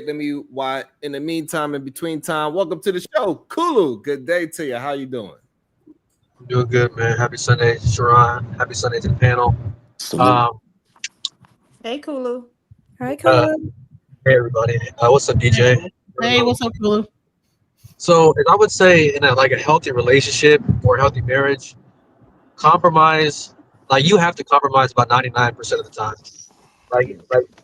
That's basic. You know what I mean? 0.01% or that 1%, whatever you want to get it, is only in emergencies. Like, for example, you're out in public, a shooting happens or a mass shooting happens. There's no need to compromise. If your guy is the protector and he knows what he's doing, follow his lead. You know what I mean? There's no need to argue about, oh, should we run out this door? Should we go this way? Just follow your husband, or if the wife's the leader and she, has that role, follow her. But, most of the time it's compromise, and I don't really understand. I mean, I get the word submission, when Saran and when the married guys talk about it, because it's not that, it's their wives sit hands on knees, serving their foods, or, it's if my wife is walking through the door, lights on, hey babe, can you turn the light off? Sure, she turns the light off, or if I'm walking through the door, hey honey, can you turn the light off? Sure, you know what I mean?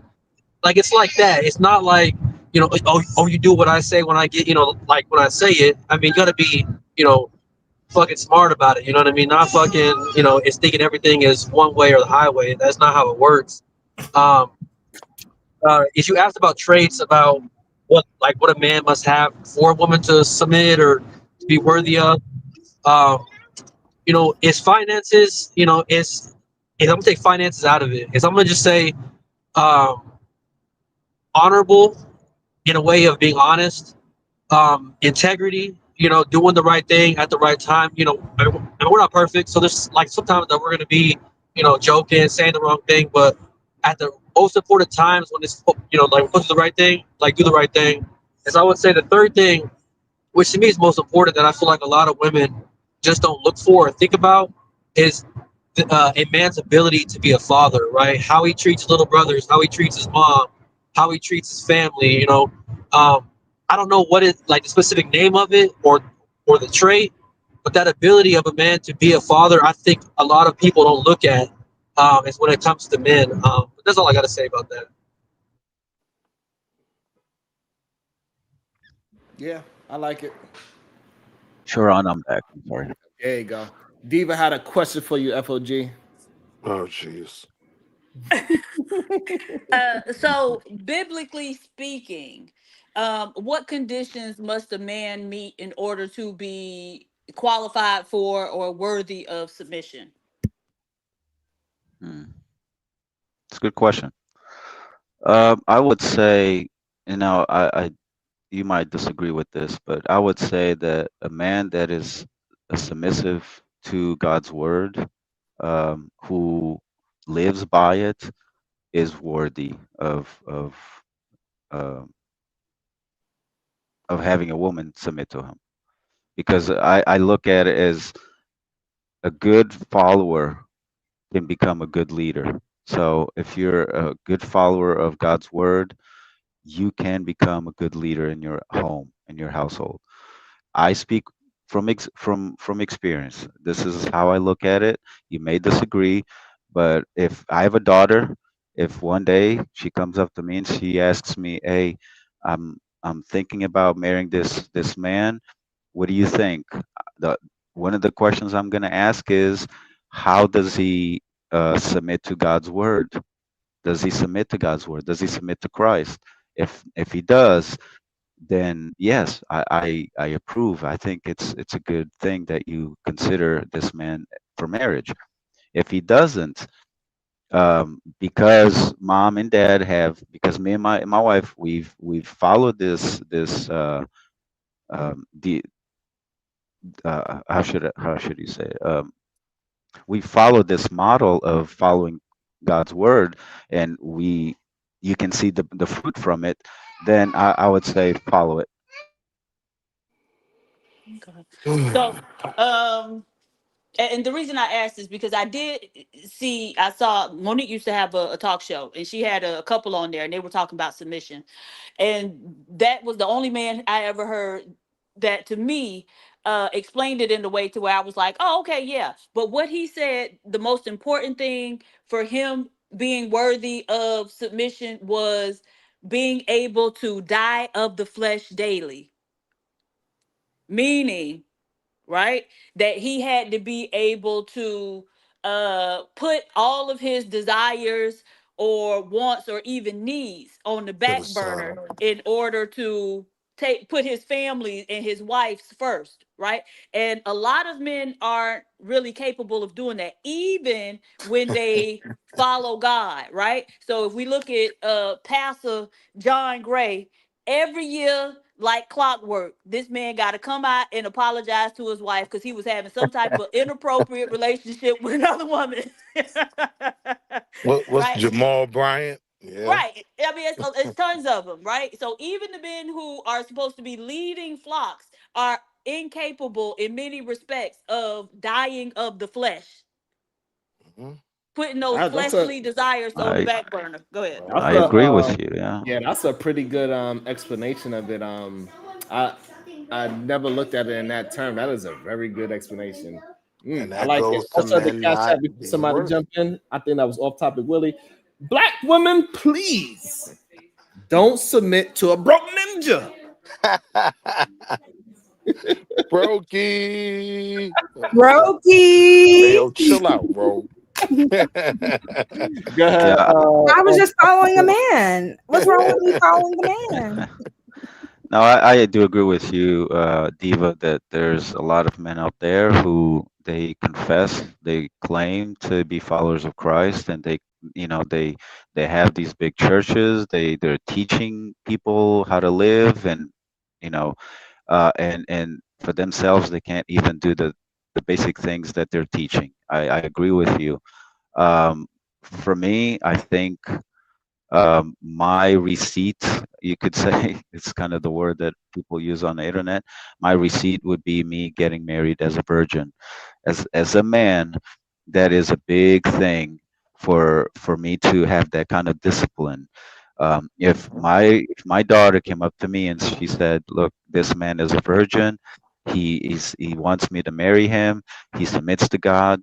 Look, I have no problem in saying yes, chase after him, because if a man is showing his ability to be clean and to submit to God, he's got a lot of he's got a strong mindset, and so I understand that a lot of people they want to teach, but they're not living what they're teaching, and that is very confusing to people. For myself, um, anything that goes within my home, we go to scripture. Any questions that we have, any issues that we have as married couple, we go to scripture. So everything that we do, we're not perfect. I don't want to put out in the internet that we're perfect, because we are far from perfect. We have our ups and downs, and I have my flaws as a man, but in my family, the way we deal with things, we go to scripture and we put it on the table. We give it to God and allow God to work with us, and we make our decisions that way. So it works for us. Uh, it, I would hope it would work for everybody, because it does work for me. So So here I have a question. So yeah. you talked about the person being a virgin and following God. just because a person might be a virgin and follow God does not mean that they have never dealt with any trauma growing up, right? So how do you deal in that situation with a person that might have PTSD or trauma, and they want you to submit to them, but they also are suffering from trauma in the relationship? Do you guys see a therapist? What do you do? Like, is it just you just let the man lead and he might be a traumatized No, individual, or how do you like know if that person yeah, might have trauma? yeah, and that's a good question as well. Uh, for like I would say yes, therapy, speaking to someone who has the same beliefs as you to help you.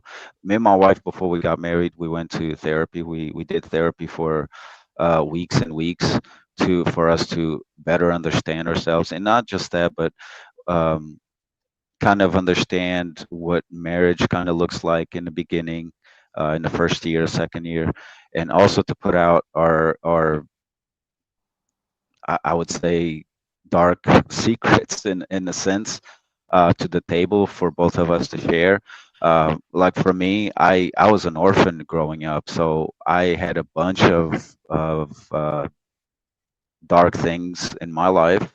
I grew up in an orphanage. I didn't have parents teaching me how to be a man and how to date and how to approach women. I just I had to talk to people that I trusted. So don't just I would say don't just talk to anybody just to talk. Find somebody that you trust and open up with that person and allow that person to help you change and grow. So yeah, both of us before we got married, we spoke to people that we trust, that we talk to, and it completely helped the way we looked at marriage and the way we looked at each other. Can I ask you a So question? yeah, yes. If you found Wait, out that before you you ask that question, hold on. That was very great, great and informative. I appreciate the openness about that. Also, the Cash App, it says, "Damn, PhD Diva has tamed these ninjas' talking points." Thank you so much, my brother, for not my showing talking love to me. points. I really appreciate you. Go Not my ahead, talking off topic, points. Willie. If you found out that your wife wasn't a virgin when you guys got married, would that change her value to you? Would that change her being worthy of being your wife? Out of If I found curiosity. out, like, what do you mean if I found out? If you found out she wasn't a virgin when you guys married, you can find out from Facebook, you can find out from somebody who knew her. I'm just saying, would that change her quality and her being worthy of being your wife? Out of curiosity. Uh, well, without giving you a yes or no question, I'm sorry to say that, but for me, it's kind of impossible to not find out because you know, uh, the one thing that happens when a woman loses her virginity is we all know is the blood on the sheets, right? So for me, it's kind of hard for me to say, oh, if one day I found out she wasn't a virgin, because that's exactly what happened in our honeymoon. So, um, but if I just went by her word, if that's what you mean, if I just went by her word that she's told me, I'm a virgin, and I just believed it, and then later on I found out that she wasn't a virgin, would that change? If that is your question, um, taking that we've been together for 15 years, that would not change. No. Okay. Okay. Now Thank you you. do Great. That's realize a great answer. Because he's about to say, the hymen. We don't want. It's okay. It's a hypothetical. You don't got to keep diving into a hypothetical for you no know I reason was gonna go on the whatsoever. Hyman topic. Like that Yeah, was I a don't little know why wild. we diving into hypotheticals for no reason. That's just insane to me in the first place. God, Diva. It's goddamn men and they hypotheticals. No, but wait though. If she was flying and then she tripped and she fell and landed. Here's Boy, the bigger point though, Sharon, that's not yeah, even a no need. hypothetical. Yeah, there's no need for the hypothetical. Here's the bigger point that's not even a God, hypothetical. you read the damn cat super chat then since you want to talk so bad. Damn, I can't see. and then shut your ass up. I've seen genuinely good, moral people with integrity, kindness, and responsibility struggle in relationships because they hadn't developed relationship-specific skills, despite following the word. Amen. I don't know who said that. I can't say his name. He bodied Shout out that. to my brother Christine. Christine. Thank you so Yeah, much, he Christine. bodied that. And so why I took it somewhere where it is and where I don't even have to be hypothetical. Nothing about his situation is average, right? So having these, conversations based around his experience, that's never like who on this panel was a virgin, right? Or was a virgin when they met their wife or their husband, right? So there are different dynamics at play. The one thing that I wanted to ask you earlier, Sharon, was would you say there are times where you submit to your wife? Oh, he Sharon, no, left. I he wasn't gone. even looking. But so I'll Well, be Kulu's completely married. You honest. could ask Kulu. Is there times also I, Kulu and Sharon now? I'll be completely honest, right? Like, yeah, it's a benefit to be able to submit to my wife. If she makes a call, I trust her decision making. And yes, I don't have to make the decision, right? That's a portion that I think is left out of the conversation in terms of men's responsibility as well. If you require just this submissive woman in a submissive mind state, that made me uncomfortable. But I guess strictly from an aspect of myself and what I needed. I didn't need a submissive mindset. That's almost scary. Like, I don't want a hostage. You know what I mean? What I actually want is somebody that can make some decisions. You get what I'm saying? And supplement what I think. I'm not always right as a man, right? Again, when it comes to the minimal level of submission that I require, I have so much confidence in myself as a man that if I draw a hard line and I'm going this way, right? The submission is, all right, I trust him enough to follow him. I'm going to go with it. You know what I mean? But when it comes to everything else, like, no, I don't need my slippers at the door and all this like weird shit. What is this level of submission that's required? You get what I'm saying? Like, and so I think that's a portion that's left out. So welcome back, Sharon. Are there instances where you submit to your wife? Yeah, every day. That exactly. That's my point. And you a real one, because I know it. They be knowing better than us sometimes. That's why we picked them. They know better than us sometimes. So I think this conversation about submission only really comes from dudes that haven't earned it. When you've earned submission, when you've earned the leadership role, you don't have to require it. People want to follow you. People trust your leadership. People want to be in your space. So it's not a requirement. It's ingrained. Excuse me. Wow, Sharon. All right, you see? All right. All right, Shamal. See how they do me? Because Sharon don't like, because he knows I don't agree with everything on the other side, but he doesn't like me presenting a rational man. But all right, go ahead. Burp again. Go ahead. But I have a question too. Is that okay? So what happens if something happens to you? If a woman is 100% submissive to you, and something happens to you, how does she continue to run the household if she has put all of her everything, thoughts, whatever, onto you? And then this is what happens. A lot of, like, they call them, like, like The these wives. Stepford wives. But Genesis, no one is saying a woman needs to be a Stepford wife, because I'm not, despite what the chat might think, I'm not against the idea of being submissive to my husband. That's never going to be an issue. If, God willing, this is a husband who is doing what he's supposed to do to get said submission. So with that being said, no one's telling women just turn off your girl brain and just follow this man like a robot. That's not what submission is. Yeah, I agree. That's not submission.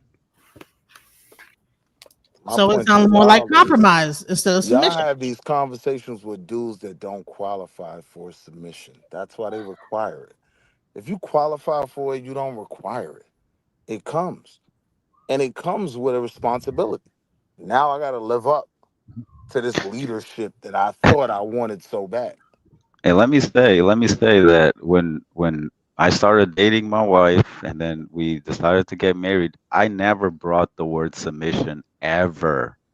Ever. It doesn't come up. It doesn't come up. Like, that is such a weird thing to be with someone, and you know, if you're a man and you ask that question to a woman, are you submissive? Like, that is such an But insult. wait, bro, you came on the panel representing the need for submission from a woman.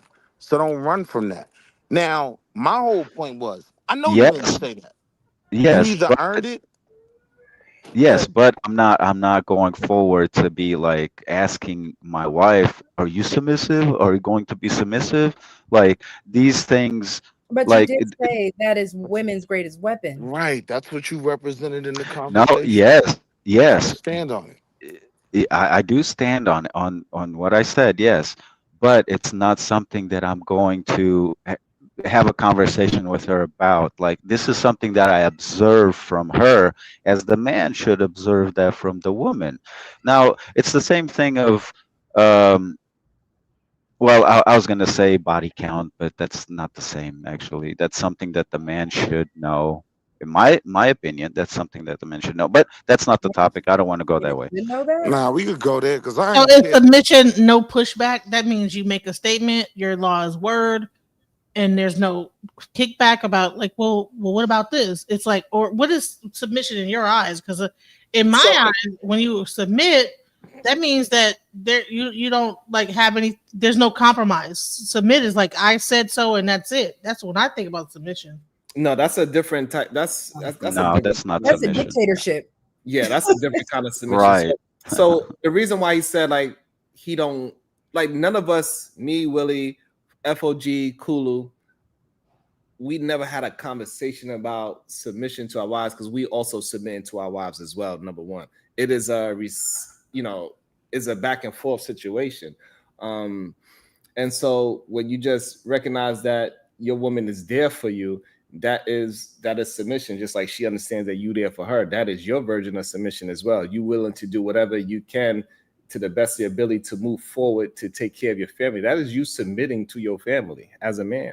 And so when she say, hey, all right, I'm going to take care of the house. I'm going to take myself out the workforce so I could cater to the children. That is her submitting to the family as well. So it's not necessarily a conversation, hey, are you a submissive woman? We don't really have it. It's something that naturally just goes along in the relationship as you keep proving that you are who you are.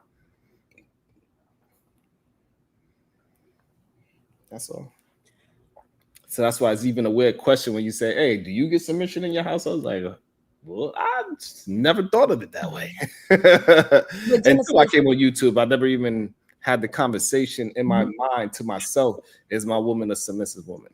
Well, like, I think the actual definition of submission is to concede to one's power or will. So when you actually know go back on the actual definition of submission, that means that, okay, concede. So, right. But so it's not even. The thing about the power thing, the power is not necessary in a relationship, right? It could be just the will. Like, hey, you are willing things within your relationship. So just because you are willing things doesn't mean that you are forcing something on somebody. So if it is a situation where I need to make more money, I will that. So my wife is submitting to my will. My will is that I'm doing what's needed for the household. So it's just all how you look at the word will. So yeah, she's submitting to my will, but that doesn't mean my will is upon her. It's my will to bring the resources to the house. It's my will to become a leader. It's my will to follow whatever it is that I suppose, all these outcomes that I'm attempting to get and I'm executing on the day-to-day. That is my will. Yeah, The leader is also going to listen to those who are under him. He's not a dictator, is the one that's not going to listen. They're going to just be like, oh yeah, my rules, shut up, you ain't got to do nothing else. If you're just a leader in your household, because women can be leaders in their household too, you're still going to listen to everyone else's opinion. You might even listen to your children's opinion sometimes.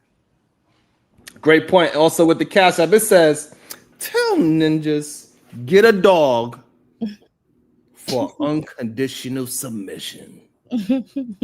Word up. I would tie submission to trust. I would tie submission to trust. If she trusts you as the leader of the home, then she submits to you.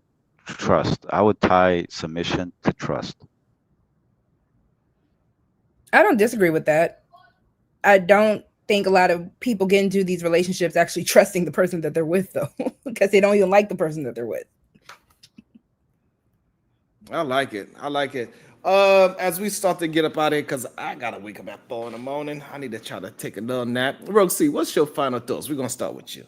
That you shouldn't say that, Roxy. Don't come around here no more. I'm going to say it Stop tomorrow. telling people that.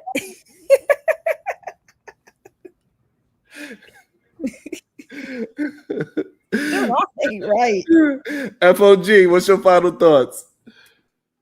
Man, I just want to thank you for having me. I did try earlier to support the channel. For some reason, I wasn't able to, but as soon as I can, I will do again, support the channel.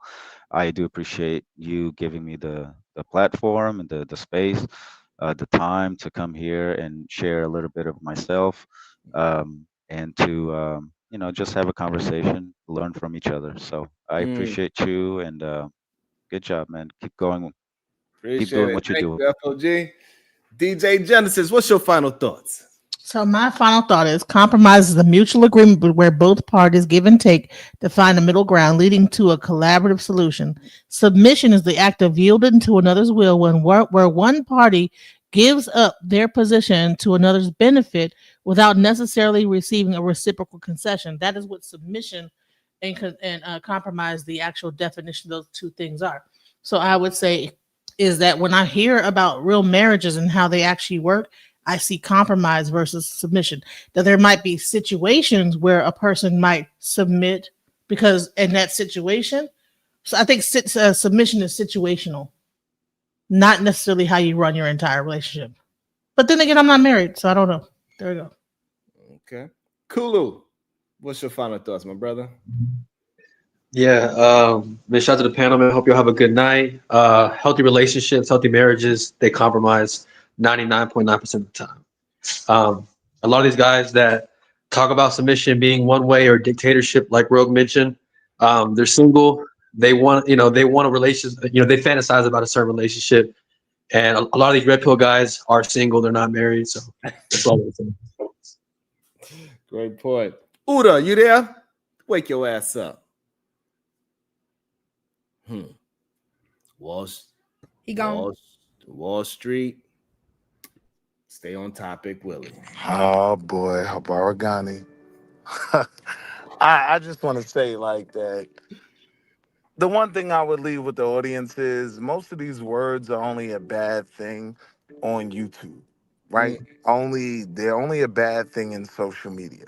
Like even as a man, right? You don't sacrifice your manhood and masculinity by being willing to submit. If you're lucky enough to pick the right woman, right? You should take comfort in the fact that you can submit to her taking the lead on certain things. So I would just say that I think most of the people that have these conversations and highlight these things are the people that don't meet the requirement of having it, right? So now they require something that for those of us who feel like we qualify for it, it's innate.